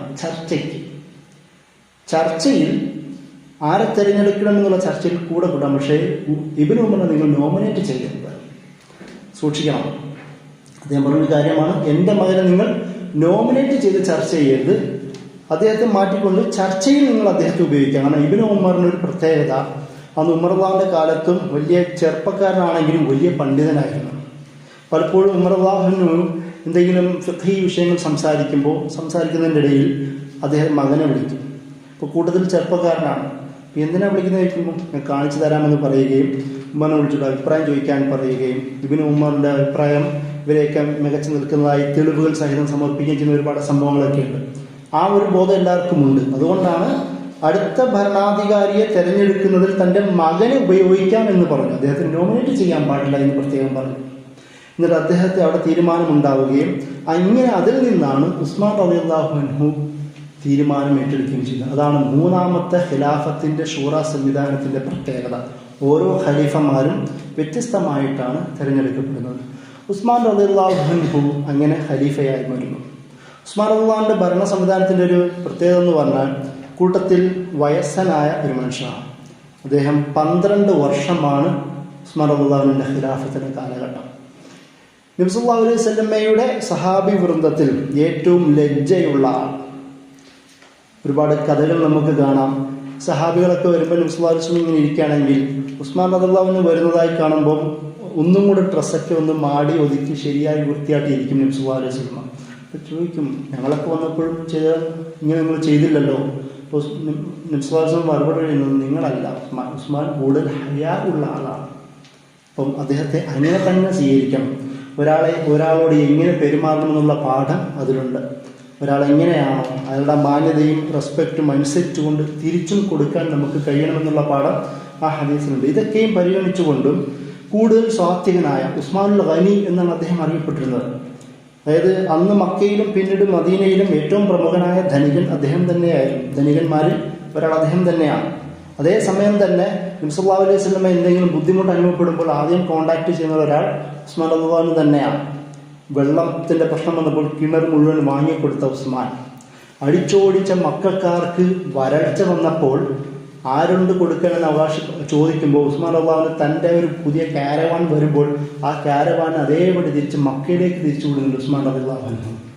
അതായത് ധനികനായ എന്നാൽ ഏറ്റവും വലിയ ഔദാര്യവാനായ, ഏറ്റവും ശക്തനായ, സ്ട്രോങ് ആയ, പൊളിറ്റിക്കലി ഫാമിലിയുടെ കാര്യത്തിലും നിങ്ങൾ ബനൂ ഉമയ്യ എന്ന് പറയുന്ന ഉമയ്യ ഡൈനാസ്റ്റിനെ കുറിച്ച് നിങ്ങൾ കേട്ടിട്ടുണ്ടാവും. ഇദ്ദേഹത്തിൻ്റെ ഫാമിലിയാണ്. ഉസ്മാൻ റളിയല്ലാഹു അൻഹുവിൻ്റെ കുടുംബമാണ് ബനൂ ഉമയ്യ. അതായത് അന്ന് അറേബ്യയിലെ നബി സല്ലല്ലാഹു അലൈഹി വസല്ലമയ്ക്ക് മുമ്പും പിമ്പും ഏറ്റവും വലിയ പൊളിറ്റിക്കൽ പവർഫുൾ ഫാമിലിയാണ് അവർ. മക്കയിലെ പല കാര്യങ്ങളും ലീഡർഷിപ്പ് ക്വാളിറ്റിയിൽ ബനൂ ഉമയ്യ പണ്ടേ ഫേമസ് ആയിരുന്നു. അത് പിന്നീട് ഇദ്ദേഹത്തിൻ്റെ കാലത്ത് പ്രശ്നമായി വരുന്നത് നമുക്ക് കാണാം. അതുകൊണ്ട് തന്നെ പൊളിറ്റിക്കലി സ്ട്രക്ചർ നിങ്ങൾ ആലോചിക്കുക. ഹുദൈബിയ സന്ധിയുടെ പശ്ചാത്തലത്തിൽ മക്കക്കാരോട് ചർച്ചയ്ക്ക് നബി സല്ലല്ലാഹു അലൈഹി വസല്ലം വിടുന്നത് ഉസ്മാൻ റളിയല്ലാഹു അൻഹുവിനെയാണ്. അവിടെ ചർച്ച ചെയ്യാൻ വിടുകയും ഉസ്മാൻ റളിയല്ലാഹു അൻഹുവിനെ കാണാതിരിക്കുകയും ചെയ്യുമ്പോൾ ബയാത്തി റിദ്വാൻ എന്ന് പറഞ്ഞ് ഖുർആനിൽ തന്നെ പരാമർശിക്കുന്നത് കാണാം. ഉസ്മാൻ റളിയല്ലാഹു അൻഹു വധിക്കപ്പെട്ടു, കൊലയപ്പെട്ടു എന്ന് പറയുന്ന റൂമറുകൾ പരന്നു. നബി സല്ലല്ലാഹു അലൈഹി വസല്ലം കൈവെക്കുകയും സഹാബികൾ 1400 വരുന്ന എല്ലാ സഹാബികളും എന്നാൽ ഉസ്മാന്റെ രക്തത്തിന് പകരം ചോദിക്കുമെന്ന് പറഞ്ഞ് ഹുദൈബിയ സന്ധിയുടെ പശ്ചാത്തലത്തിൽ സന്ധി ഉണ്ടാകുന്നതിന് മുമ്പ് എല്ലാവരും നബി കൈവെക്കുകയും നബിയുടെ ഇടത്തെ കൈ ഉസ്മാന് വേണ്ടി നബി തന്നെ വെക്കുകയും ചെയ്യുന്ന സന്ദർഭങ്ങളുണ്ട്. ആ ഉസ്മാന്റെ രക്തത്തിന് പകരം വീട്ടുമെന്ന് പറഞ്ഞാൽ. പക്ഷെ അദ്ദേഹം പിന്നെ തിരിച്ചു വരുന്നു, ചർച്ച മാറുന്നു. അതേ ഉസ്മാൻ, അതായത് സ്ട്രോങ് ആയ എന്നാൽ സ്വാത്വികനായ, ധനികനായ എന്നാൽ ഔദാര്യവാനായ, അതേപോലെ തന്നെ നബി സല്ലല്ലാഹു അലൈഹി വസല്ലം, അബൂബക്കർ, ഉസ്മാൻ, ഉമർ ഈ ഭരണകാലത്തിൽ പ്രധാന ഷൂറ മെമ്പറായ, എല്ലാത്തിനും നല്ല വ്യക്തിത്വവും അഭിപ്രായ സുഭദ്രതയുമുള്ള ആളിനെ തന്നെയാണ് ഈ 6-7 സംഘം അടുത്ത ഖലീഫയായി തീരുമാനിക്കുന്നത്. ഉസ്മാൻ റളിയല്ലാഹു അൻഹുവിന്റെ കാലത്തേക്ക് എത്തുമ്പോൾ ഈ 12 വർഷം നിങ്ങൾ മനസ്സിലാക്കേണ്ടത്, ഇന്നത്തെ പ്രധാനപ്പെട്ട എല്ലാ മേഖലകളും ഉസ്മാൻ റളിയല്ലാഹു അൻഹുവിന്റെ കീഴിലേക്ക് വന്നിരുന്നു. ഉമർ റളിയല്ലാഹു അൻഹു ഏകദേശം ഇറാൻ, ഇറാഖ് പിടിച്ചെടുത്തു, ഈജിപ്റ്റ് പിടിച്ചെടുത്തു, ഷാം എന്ന് പറയുന്ന ഫലസ്തീൻ, ലബനാൻ, ജോർദാൻ, സിറിയ അടക്കമുള്ള അന്ന് ഷാം എന്ന് വിളിക്കപ്പെടുന്ന സ്ഥലം അതൊക്കെയും ഉമർ റളിയല്ലാഹു അൻഹു പിടിച്ചെടുത്തു. പക്ഷെ ഉസ്മാൻ റളിയല്ലാഹു അൻഹുവിന്റെ കാലത്തേക്ക് എത്തുമ്പോൾ സെൻട്രൽ ഏഷ്യൻ ഭാഗങ്ങളിലേക്ക് പോകുന്നു. ഇന്നത്തെ ബുഖാറ, ഉസ്ബെക്കിസ്ഥാൻ ഭാഗങ്ങളിലേക്ക് പരക്കുന്നു. നോർത്ത് ആഫ്രിക്കൻ ഭാഗങ്ങളിലേക്ക് പോകുന്നു. ബൈസാന്റിയൻ ഭാഗത്തിന്റെ ചുറ്റുപാടുകൾ പിടിച്ചെടുക്കുവാൻ മുആവിയ റളിയല്ലാഹു അൻഹുവിനെ ഏൽപ്പിക്കുന്നു. നേവൽ ഉമർ റളിയല്ലാഹുവിന്റെ കാലത്ത് നാവിക സംഘമൊക്കെ ഉണ്ടെങ്കിൽ പോലും ഉമർ റളിയല്ലാഹുവിനെ കുറിച്ച് ഭയമായിരുന്നു, വേണോ എന്നുള്ള ഒരു ടെൻഷനൊക്കെ ഉണ്ടായിരുന്നു. ഉസ്മാൻ റളിയല്ലാഹുവിന്റെ കാലത്തേക്ക് എത്തുമ്പോൾ ഈ നേവൽ സംഘം അത് പ്രധാനപ്പെട്ട ഒരു സൈനിക ശക്തിയായി മാറുന്നു. ഒരുപാട് പ്രദേശത്തിലേക്ക് മാറുന്നു. അതോടുകൂടി ഖിലാഫത്ത് ഇങ്ങനെ വളരുകയാണ്. അബൂബക്കർ റളിയല്ലാഹു 2 വർഷം, ഉമർ റളിയല്ലാഹുവിന്റെ 10 വർഷം, 12. ഉസ്മാൻ റളിയല്ലാഹുവിന്റെ 12 വർഷം, 24. ഈ 24-ലെ രണ്ടാം ഘട്ടം 6 വർഷം കഴിഞ്ഞ് രണ്ടാമത്തെ 6 വർഷത്തിലേക്ക് എത്തുമ്പോൾ പ്രശ്നങ്ങൾ രൂക്ഷമാവുന്നു. അതായത് അതിർത്തി പ്രദേശങ്ങൾ, ഈജിപ്റ്റ് അടക്കമുള്ള ചുറ്റുപാടും പ്രദേശങ്ങളിൽ ഭരണാധികാരികളോട്, അതായത് അവരവരുടെ ഗവർണറുകളോട് അതൃപ്തികൾ ഉണ്ടാവുന്നു. തങ്ങളുടെ ഉമർ റളിയല്ലാഹു അൻഹു അങ്ങനെ ചെയ്തിരുന്നില്ല. ഏതെങ്കിലും ഒരു ഗവർണറോട് ആർക്കെങ്കിലും പരാതി ഉണ്ടെങ്കിൽ പെട്ടെന്ന് അത് മാറ്റി പുതിയ ആളെ നിയമിക്കലായിരുന്നു ഉമർ റളിയല്ലാഹു അൻഹു ചെയ്തിരുന്നത്. പക്ഷെ ഉസ്മാൻ റളിയല്ലാഹുവിന്റെ കാലത്തേക്ക് എത്തുമ്പോൾ ആൾക്കാർ പുതിയ സംഘങ്ങളാണ്, അങ്ങനെ തർബിയത്തുള്ളവരല്ല. ഇസ്ലാം വ്യാപിക്കുന്നു, ഇസ്ലാമിലേക്ക് വരുന്നു. എന്നാൽ പോലും എങ്ങനെ ഭരണകർത്താവ് എങ്ങനെ പെരുമാറണമെന്നുള്ള നിയമങ്ങളുണ്ട്, ഭരണീയർ എങ്ങനെ ഭരണകർത്താവിനോടും പെരുമാറണമെന്നുള്ള നിയമങ്ങളുണ്ട്. ഈ തർബിയത്ത് പിന്നീട് വരുമ്പോൾ പലർക്കും കിട്ടുന്നില്ല. അതായത് അബൂബക്കർ റളിയല്ലാഹുവിന്റെ കാലത്തെ സഹാബികളാണ് അധികവും. അവർക്ക് എങ്ങനെയാണ് അബൂബക്കർ റളിയല്ലാഹുവിനോട് പെരുമാറണമെന്നുള്ള നിയമങ്ങൾ അറിയാം. തിരിച്ചും ഉമർ റളിയല്ലാഹുവിന്റെ കാലത്തും ഉമർ റളിയല്ലാഹു വളരെ സ്ട്രെയിനായിട്ടാണ് ഭരണ സംവിധാനത്തെ കൊണ്ടു നടന്നത്. പക്ഷേ ഉസ്മാൻ റളിയല്ലാഹുവിന്റെ കാലത്തിലേക്ക് എത്തുമ്പോൾ ഖിലാഫത്തിന്റെ പ്രദേശം, ഡെമോഗ്രഫി, ജിയോഗ്രഫി ഒക്കെയും വ്യാപിക്കപ്പെടുന്നു. അതോടുകൂടി ഈ തർബിയത്ത് നേർത്തു വരുന്നു. ഭരണാധികാരികളും അതുപോലെ തന്നെ അവിടുത്തെ സ്വജനങ്ങളും തദ്ദേശവാസികളും തമ്മിൽ അഭിപ്രായ വ്യത്യാസങ്ങൾ ഉണ്ടാകുന്നു. ഇവരെയൊക്കെ ഡീല് ചെയ്യുവാൻ വേണ്ടി ഉസ്മാൻ റളിയല്ലാഹു പലപ്പോഴും സ്വന്തം സമ്പത്ത്, അദ്ദേഹത്തിന്റെ സമ്പത്ത് ഉപയോഗിച്ചുകൊണ്ട് ക്യാഷ് കൊടുത്തും സമ്മാനങ്ങൾ കൊടുത്തും ഭരണാധികാരികളും ജനങ്ങളോടുള്ള സോൾവൊക്കെ ചെയ്യുവാൻ തീരുമാനിക്കുന്നു. പക്ഷെ അത് ജനങ്ങൾക്കിടയിൽ അഭിപ്രായ പ്രശ്നങ്ങളുണ്ടായി. ചിലർ വിചാരിച്ചു ഉസ്മാൻ റളിയല്ലാഹു അൻഹു അതൊക്കെ ബൈത്തുൽ മാലിൽ നിന്ന് എടുത്തുകൊണ്ടാണ് നാട്ടുകാർക്ക് ക്യാഷ് കൊടുക്കുന്നത് എന്നുള്ള അഭിപ്രായം, ചില റൂമറുകൾ ഉണ്ടായി. ഉസ്മാൻ റളിയല്ലാഹു അൻഹു തിരുത്താൻ ശ്രമിക്കുന്നു, പക്ഷെ പലരും സ്വീകരിക്കുന്നില്ല. പിന്നീട് മറ്റൊരു പ്രശ്നമുണ്ടായത്, ഈ ഖലീഫമാരെ മാറ്റാൻ ആൾക്കാർ ആവശ്യപ്പെടുന്നു. ഉസ്മാൻ റളിയല്ലാഹു അൻഹു നോക്കുമ്പോൾ തൻ്റെ കൂടെ ഏറ്റവും കൂടുതൽ ഭരണപരിചയവും എക്സ്പീരിയൻസും അബൂബക്കർ മുതൽ ഇങ്ങോട്ട് വരെയുള്ള എക്സ്പീരിയൻസും ഉള്ളവർ അധികവും ഉമയ്യ ഫാമിലിയിലുള്ള ആൾക്കാരായിരുന്നു. ഇത് ഉസ്മാൻ റളിയല്ലാഹുവിന്റെ കുടുംബ ബന്ധമോ അങ്ങനെ പലരുമുള്ള ആൾക്കാരായിരുന്നു, അല്ലെങ്കിൽ ഉസ്മാൻ റളിയല്ലാഹുവിനോട് കൂടുതൽ ചേർന്ന് നിന്ന പലരായിരുന്നു. ഇവരെ അങ്ങോട്ട് നിയമിക്കുന്നു. അത് അടുത്ത റൂമറിന് കാരണമാകുന്നു. അതായത് സ്വജനപക്ഷപാതിത്വം, ഭരണം കുടുംബത്തിലേക്ക് കേന്ദ്രീകരിക്കപ്പെടുന്നു എന്ന് പറയുന്ന ചില വാദങ്ങളുണ്ടായി. അത് ശരിയായിരുന്നില്ല. പക്ഷെ ജനങ്ങൾക്കത് അറിയണമെന്നില്ലല്ലോ, അല്ലെങ്കിൽ സ്വീകരിക്കണമെന്നില്ലല്ലോ. അങ്ങനെയാണ് ഇങ്ങനെയുള്ള പ്രശ്നങ്ങൾ കാരണം ഈജിപ്റ്റ്, ഇന്നത്തെ ഈജിപ്റ്റ്, മിസ്ർ ഭാഗത്തു നിന്ന് കുറേ കലാപകാരികൾ ഒരുമിച്ച് വരികയും മദീനയിലെത്തുകയും അവിടെ മാസങ്ങളോളം തമ്പടിക്കുകയും അവസരം കിട്ടിയപ്പോൾ ഉസ്മാൻ റളിയല്ലാഹു അൻഹുവിനെ വീടിൽ ചാടിക്കയറി ഖുർആൻ ഓതിക്കൊണ്ടിരുന്ന ഉസ്മാൻ റളിയല്ലാഹു അൻഹുവിനെ വെട്ടിക്കൊലപ്പെടുത്തുകയും അദ്ദേഹം ഓതിക്കൊണ്ടിരുന്ന ഖുർആനിൽ അതൊക്കെ രക്തം ചിതറി വീഴുകയും ഇദ്ദേഹത്തിൻ്റെ ഭാര്യയെ തടയാൻ ശ്രമിക്കുമ്പോൾ അദ്ദേഹത്തിൻ്റെ ഭാര്യയുടെ വിരലുകൾ വെട്ടി മാറുകയൊക്കെ ചെയ്യുന്ന സംഭവങ്ങളൊക്കെയും വളരെ മോശമായ ചരിത്രത്തിൽ ഒരുപാട് ഇന്ന് എന്തൊക്കെയാണോ സംഭവിച്ചത് അതിൻ്റെയൊക്കെ റൂട്ട് കോസ് ഉസ്മാൻ റളിയല്ലാഹു അൻഹുവിൻ്റെ ഷഹാദത്താണ് അതിലേക്ക് എത്തുന്നു. അപ്പോൾ ഇങ്ങനെയുള്ള ചില രാഷ്ട്രീയ തീരുമാനങ്ങൾ തെറ്റായി ധരിക്കുകയും അതിൻ്റെ ഫലമായിട്ടാണ് ഈ കൊലപാതകങ്ങളിലേക്ക് ഇവരൊക്കെയും എത്തിപ്പെടാൻ കാരണം. ഉസ്മാൻ റളിയല്ലാഹു അൻഹു ഞാൻ നേരത്തെ പറഞ്ഞതുപോലെ ഉമർ റളിയല്ലാഹു അൻഹു പറഞ്ഞതുപോലെ ഒരുപാട് ഇജ്തിഹാദുകൾ ചെയ്തത് നമുക്ക് കാണാം. അതിൽ പ്രധാനമായും ഈ ഖുർആന്റെ കോഡിഫിക്കേഷനാണ്. അതായത് ഖുർആൻ എന്നത് നബി സല്ലല്ലാഹു അലൈഹി വസല്ലം കാലത്ത് വിവിധ 7ഓളം ഖിറാഅത്തുകളിൽ പാരായണം ചെയ്യപ്പെടുന്നുണ്ട്. പക്ഷേ ഉസ്മാൻ റളിയല്ലാഹുവിന്റെ കാലത്തേക്ക് എത്തുമ്പോൾ ഖിലാഫത്തിന്റെ ജിയോഗ്രഫി വ്യാപിക്കുകയും ആ നാട്ടുകാർക്കിടയിൽ ഒരുപാട് തെറ്റുകൾ സംഭവിക്കാൻ തുടങ്ങുന്നതോടുകൂടി അത് ഒരൊറ്റ ഖിറാഅത്തിലേക്ക് കേന്ദ്രീകരിക്കുകയും ഖുറൈശികൾ എങ്ങനെയാണ്, ഹസ്സാൻ ഇബ്നു സാബിത്ത് റളിയല്ലാഹു അൻഹുവിനെയൊക്കെ പോലുള്ള സഹാബികൾ എങ്ങനെയാണോ ഖുർആൻ ഓതിയിരുന്നത് ആ ഒരൊറ്റ റൂട്ടിലേക്ക് കേന്ദ്രീകരിക്കുകയും അതാണ് നമ്മുടെ കയ്യിലുള്ള ഉസ്മാനി ഖുർആൻ എന്ന് വിളിക്കപ്പെടുന്ന കൃതി.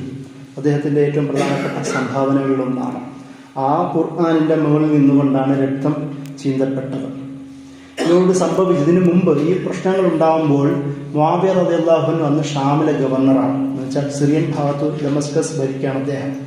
അദ്ദേഹത്തിൻ്റെ മരുമകനാണ്, കുടുംബ ബന്ധുവാണ്. മുആവിയ റളിയല്ലാഹു അൻഹു ചോദിച്ചു, ഞാൻ താങ്കൾക്ക് സഹായിയായി പ്രൊട്ടക്റ്റ് ചെയ്യാൻ വരട്ടെ എന്ന് ഉസ്മാൻ റളിയല്ലാഹു അൻഹുവിനോട് ചോദിക്കുന്നു. ഉസ്മാൻ റളിയല്ലാഹു അൻഹു മറുപടി പറയുന്നത് വരേണ്ടതില്ല, കാരണം താങ്കൾ വരുമ്പോൾ ഇവിടെ ഒരു ഞാൻ എൻ്റെ കൗമിൽ വിഭാഗീയത ഉണ്ടാക്കുകയും സഹോദരന്മാർ തമ്മിൽ രക്തം ചിന്താൻ ഞാൻ തന്നെ കാരണക്കാരനാവുന്നു എന്ന ഒരു പുതിയൊരു ആരോപണം വേണ്ടതില്ല എന്ന് പറയുന്നുണ്ട്. പക്ഷേ എന്നാൽ പോലും സംഘർഷം രൂക്ഷമാവുകയും മുആവിയ റളിയല്ലാഹു അൻഹു ഒരു സംഘത്തെ കൊണ്ട് ദമസ്കസിൽ നിന്ന് തിരിച്ചു വരുന്ന ഭാഗത്ത് ഇവിടെ സംഭവം നടക്കുകയും ഇതോടുകൂടി അദ്ദേഹം തിരിച്ചു പോകുന്ന സംഭവമാണ് പിന്നീട് ഉണ്ടാകുന്നത്. അബ്ദുല്ലാഹ് ഇബ്നു സുബൈറിനെ പോലുള്ള ചില സഹാബികളൊക്കെയും ഉസ്മാൻ റളിയല്ലാഹു അൻഹുവിന് മുമ്പിൽ കാവൽ നിൽക്കാൻ ശ്രമിച്ചിരുന്നു. അവരുടെയൊക്കെ ഇല്ലാത്ത സാഹചര്യത്തിലാണ് ചാടിക്കയറി അദ്ദേഹത്തെ വധിക്കുന്നത്. വളരെ രൂക്ഷമായ സാഹചര്യം ഉണ്ടാവുകയും മദീനയിൽ ഒരു പൊളിറ്റിക്കൽ വാക്വം, രാഷ്ട്രീയ ശൂന്യത രൂപപ്പെടുകയും ചെയ്യുന്നു. അപ്പോഴാണ് ഇനി ആരാവണമെന്ന് പറഞ്ഞ ചർച്ച രൂപപ്പെടുന്നത്. ആ ചർച്ചയിലാണ് കുറച്ച് പേര് സഹാബികൾ ഒരുമിച്ച് കൂടുകയും അഹ്ലുൽ ഹല്ല് വൽ അഖ്ദ് എന്നാണ് ആ വിഭാഗത്തിൽ വിളിക്കപ്പെടുന്ന, കാര്യങ്ങൾ തീരുമാനിക്കാനുള്ള അർഹതയുള്ള ആൾക്കാർ, അവർ ഒരുമിച്ച് കൂടുകയും പെട്ടെന്ന് തീരുമാനിക്കേണ്ടി വരുന്ന ഒരു ആവശ്യകത ഉണ്ടാകുന്നു. അങ്ങനെയാണ് എല്ലാവരും അലി റളിയല്ലാഹു അൻഹുവിന്റെ സ്ഥാനാർത്ഥിത്വത്തിലേക്ക് എത്തുകയും അദ്ദേഹത്തെ തീരുമാനിക്കുകയും ചെയ്യുന്നത്. ആ തീരുമാനത്തിൽ ആയിഷ, തൽഹ, സുബൈർ അടക്കമുള്ള പ്രധാന സഹാബിമാരെല്ലാം മുന്നോട്ട് വെച്ച പ്രധാനപ്പെട്ട ഒരു ക്രൈറ്റീരിയകളിലൊന്ന് ഈ കലാപകാരികളെ അമർച്ച ചെയ്യുകയും പ്രതികാരം വീട്ടുകയും ചെയ്യുക എന്നുള്ളതായിരുന്നു. എന്നുവെച്ചാൽ നടപടി പെട്ടെന്നുണ്ടാവുക എന്നുള്ളതാണ്. പക്ഷേ അലി റളിയല്ലാഹു അൻഹു ഖലീഫയാവുന്നതോടുകൂടി അദ്ദേഹം നോക്കുന്നത് പെട്ടെന്ന് തീരുമാനിക്കാൻ പറ്റുന്ന ഒരു പ്രശ്നമല്ല. കാരണം കലാപകാരികൾ ഇപ്പോഴും മദീനയുടെ തെരുവുകളിൽ നിറഞ്ഞു നിൽക്കുകയാണ്, പല ഭാഗങ്ങളിലുണ്ട്, രക്തപ്പുഴകളുണ്ട്. അതുകൊണ്ട് അത് വളരെ സാവധാനത്തോടുകൂടി തീരുമാനിക്കേണ്ട തീരുമാനമായിട്ട് അലി റളിയല്ലാഹു അൻഹു കാണുന്നു. പക്ഷേ അദ്ദേഹത്തിൻ്റെ ബൈഅത്തിൽ രൂപപ്പെട്ട ക്രൈറ്റീരിയകളൊന്ന് അതായിരുന്നല്ലോ, പ്രതികാരവും അവരുടെ നിയമ നടപടികളും ഉണ്ടാവുക എന്നുള്ളത്. അത് നടക്കാത്തത് കൊണ്ട് ആയിഷ റളിയല്ലാഹു അൻഹയെ കാണുവാൻ വേണ്ടി തൽഹ, സുബൈർ അടക്കമുള്ള സഹാബികൾ മക്കയിലേക്ക് പോകുന്നു. അവരെയും കൂട്ടി ഒരു വിഭാഗമായിട്ട് ഈ ബസ്ര ഭാഗത്തേക്ക് എത്തുന്നു. അതിനാണ് ജമൽ യുദ്ധം എന്ന പേരിൽ പിന്നീട് അറിയപ്പെട്ട യുദ്ധം. യഥാർത്ഥത്തിൽ ഒരു യുദ്ധം നടന്നിട്ടില്ല, ചെറിയൊരു കശപിശകൾ ഉണ്ടാവുകയും അലി റളിയല്ലാഹു അൻഹു ആയിഷ റളിയല്ലാഹു അൻഹയെ പറഞ്ഞ് മനസ്സിലാക്കുകയും തിരിച്ചു കൊണ്ടുവിടുകയും ചെയ്യുന്നുണ്ട്. പക്ഷേ പിന്നീട് നമ്മളത് ചിത്രീകരിക്കുന്നത് ആയിഷ റളിയല്ലാഹു അൻഹ അലിക്കെതിരെ യുദ്ധം നടത്തി എന്നുള്ള രീതിയിലാണ്. അതിൽ ഈ ചരിത്രരചനയുടെ ഒരു ടച്ചുണ്ട്. കാരണം ആയിഷ അലി വിരുദ്ധയായ ആളാണ്, ആയിഷ ശപിക്കപ്പെടേണ്ടതാണ്, അങ്ങനെ മോശമായി ചിത്രീകരിക്കപ്പെടേണ്ടതാണ് എന്നതുകൊണ്ട് ഒരു ചരിത്രമായി തന്നെ സംഭവിച്ചു എന്ന രീതിയിൽ തന്നെ വായിക്കൽ ചിലരുടെ താല്പര്യത്തിൻ്റെ ഭാഗമായിരുന്നു. പക്ഷേ അലി റളിയല്ലാഹു അൻഹു തന്നെ അവരെ തിരിച്ചുവിടുന്ന സംഭവമുണ്ട്. പക്ഷേ ഷാം പ്രദേശത്ത് ഈ വിഷയം രൂക്ഷമാവുന്നു. അവിടെ മുആവിയ റളിയല്ലാഹു അൻഹു അദ്ദേഹം പറഞ്ഞൊരു കാര്യമുണ്ട്, പ്രതികാരം വീട്ടുക തന്നെ വേണം. ഒന്നുകിൽ താങ്കൾ വീട്ടണം, അല്ലെങ്കിൽ എന്നെ വീട്ടാൻ താങ്കൾ അത് അനുവദിക്കണം. ഖുർആനിലെ ആയത്ത് എന്നെ മുന്നിൽ വെച്ചുകൊണ്ട് പറഞ്ഞു, ഖിസാസിന് ആർക്കധികാരമുണ്ട്? പീഡിക്കപ്പെട്ടവർക്ക് ചെയ്യാൻ അധികാരമുണ്ട്. ഭരണഘടന ഇങ്ങനെ സംവിധാനം ഒരുക്കി വെച്ചിട്ടുണ്ട്. പക്ഷേ അലി റളിയല്ലാഹു അൻഹു അത് രണ്ടും ചെയ്യാൻ സാധിക്കുന്ന പശ്ചാത്തലമല്ല ഇപ്പോൾ എന്ന് പറഞ്ഞു. അതായത് രണ്ട് ഇജ്തിഹാദുകൾ ഒരേ സമയം ഒരു വിഷയത്തിലുണ്ടാവുന്നു. മുആവിയ റളിയല്ലാഹു അൻഹു പറയുന്നു, എനിക്കതിന് അവകാശമുണ്ട്, ഒരു ഖലീഫ എന്ന നിലയിൽ താങ്കൾ അത് ചെയ്യണം, അല്ലെങ്കിൽ ഞാനത് ചെയ്തോളാം. മുആവിയ റളിയല്ലാഹു അൻഹു അത് പറഞ്ഞു. എന്നാൽ അലി റളിയല്ലാഹു അൻഹു പറഞ്ഞു, അതല്ല, ഇപ്പോൾ നമ്മളത് ചെയ്യുകയാണെങ്കിൽ കൂടുതൽ സംഘർഷങ്ങളിലേക്ക് എത്തുകയും അത് അവധാനതയോടുകൂടി കൈകാര്യം ചെയ്യേണ്ട വിഷയമാണ് എന്ന് അലി റളിയല്ലാഹു അൻഹു പറയുകയും ചെയ്യുന്നു. അവിടെ ഈ രാഷ്ട്രീയ വിഷയങ്ങൾ ഉണ്ടാവുന്നു. നമ്മൾ മനസ്സിലാക്കേണ്ടത് മുആവിയ റളിയല്ലാഹു അൻഹു ഒരിക്കലും അലി റളിയല്ലാഹു അൻഹുവിന്റെ ഖിലാഫത്തിനെ ചോദ്യം ചെയ്യുന്നില്ല. മുആവിയ റളിയല്ലാഹു അൻഹു ഒരിക്കലും ഞാൻ ഖലീഫയാവണമെന്ന് പറയുന്നുമില്ല. പകരം പ്രതികാരത്തിന്റെ രാഷ്ട്രീയ നിരീക്ഷണത്തിന്റെ പേരിലാണ് ഈ പ്രശ്നങ്ങൾ ഉണ്ടാവുകയും അലി റളിയല്ലാഹു അൻഹുവാണ് ആദ്യമായിട്ട് യുദ്ധപ്രഖ്യാപനം നടത്തുന്നത്. മുആവിയ റളിയല്ലാഹു അൻഹു പലവട്ടം ചരിത്രത്തിൽ നിങ്ങൾ ഒരുപാട് കിതാബുകൾ, ബിദായ നിഹായ പോലെ, അല്ലെങ്കിൽ ഇബ്നു തൈമിയുടെ കിതാബ് പോലെ, ഇബ്നു ഖയ്യിമിന്റെ കിതാബ് പോലെ, ഇബ്നു കസീറിന്റെ കിതാബ് പോലെ ഒരുപാട് കിതാബുകളിൽ മുആവിയ റളിയല്ലാഹു അൻഹു പ്രത്യേകം പറഞ്ഞതായി പറയുന്നുണ്ട്. അദ്ദേഹം യുദ്ധത്തിന് ആവശ്യപ്പെട്ടിരുന്നില്ല, യുദ്ധം രക്തപ്പുഴകൾ നിർത്തുവാൻ പറയുന്നു. മുആവിയ റളിയല്ലാഹു അൻഹു തന്നെ അങ്ങോട്ട് പോയി, നമ്മൾ എന്തിനാണ് ഇങ്ങനെ കൊല്ലുന്നത് പരസ്പരം? അദ്ദേഹം ചോദിക്കുന്നുണ്ട്, ഫമൽ ജിഹാദ് മുശ്രിക്കീന വൽ കുഫാർ, നമ്മളിങ്ങനെ പരസ്പരം യുദ്ധം ചെയ്യുകയാണെങ്കിൽ മുശ്രിക്കുകൾക്കും കുഫാറിനെതിരെ ജിഹാദ് ചെയ്യാൻ പിന്നെ ആരാണ് ബാക്കി ഉണ്ടാവുക? ഇതൊക്കെ ചോദിക്കുന്നത് മുആവിയ റളിയല്ലാഹു അൻഹു ആണ്. അതായത് മുആവിയ റളിയല്ലാഹു അൻഹു അലി റളിയല്ലാഹു അൻഹു തമ്മിൽ യുദ്ധം കൂടി ഖിലാഫത്തിനുള്ള മത്സരമായിട്ട് പിന്നീട് ഓറിയന്റലിസ്റ്റുകളും പലരും ചിത്രീകരിച്ചിട്ടുണ്ട്. നമ്മൾ ശ്രദ്ധിക്കേണ്ടത് ആ വായനയിലേക്ക് നമ്മൾ പോകരുത്.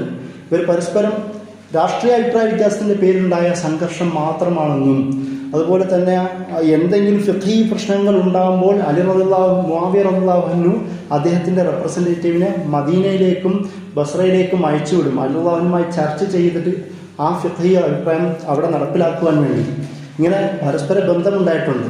അലി റളിയല്ലാഹു അൻഹുവിനെ കുറിച്ച് മുആവിയ റളിയല്ലാഹു അൻഹു ഭയങ്കര പുകഴ്ത്തലാണ് പറയുന്നത്. തിരിച്ചും മുആവിയ റളിയല്ലാഹു അൻഹുവിനെ കുറിച്ച് അലി റളിയല്ലാഹു അൻഹു ഭയങ്കര പരസ്പരം ആദരവുള്ള രണ്ട് പേർ. എന്ന് മാത്രമല്ല, സിഫീൻ യുദ്ധം നടക്കുമ്പോൾ രാത്രികളിൽ ഈ രണ്ട് നേതാക്കന്മാരും കൊലയപ്പെടുന്ന പലരും സഹാബികളാണ്. ആ രണ്ട് നേതാക്കന്മാർ അലിയും മുആവിയയൊക്കെ ചേർന്നുകൊണ്ട് ആരൊക്കെ കൊലയപ്പെട്ടിട്ടുണ്ടോ, ആരൊക്കെ മുറിവേൽക്കപ്പെട്ടിട്ടുണ്ടോ അവരെയൊക്കെയും സംരക്ഷിക്കൽ ഒന്നിച്ച് ചെയ്തിരുന്നു. അതൊക്കെയും ഈ സംഭവത്തിനിടയിൽ നടക്കുന്നുണ്ട്. രണ്ട് ശത്രുക്കൾ എന്ന നിലയിൽ നമ്മൾ പരസ്പരം കാണരുത്. അങ്ങനെ അലി റളിയല്ലാഹു അൻഹുവിനെ അനുകൂലിച്ച ഒരു വിഭാഗം തന്നെ ഖവാരിജികൾ എന്ന പേരിൽ രൂപപ്പെടുകയും അവരാണ് അലി റളിയല്ലാഹു അൻഹുവിനെ വധിക്കുകയും ചെയ്തത്. ഈ വധം കേൾക്കുന്ന മുആവിയ റളിയല്ലാഹു അൻഹുവിന്റെ പ്രതികരണമാണ് ഞാൻ ആദ്യം പറഞ്ഞത്.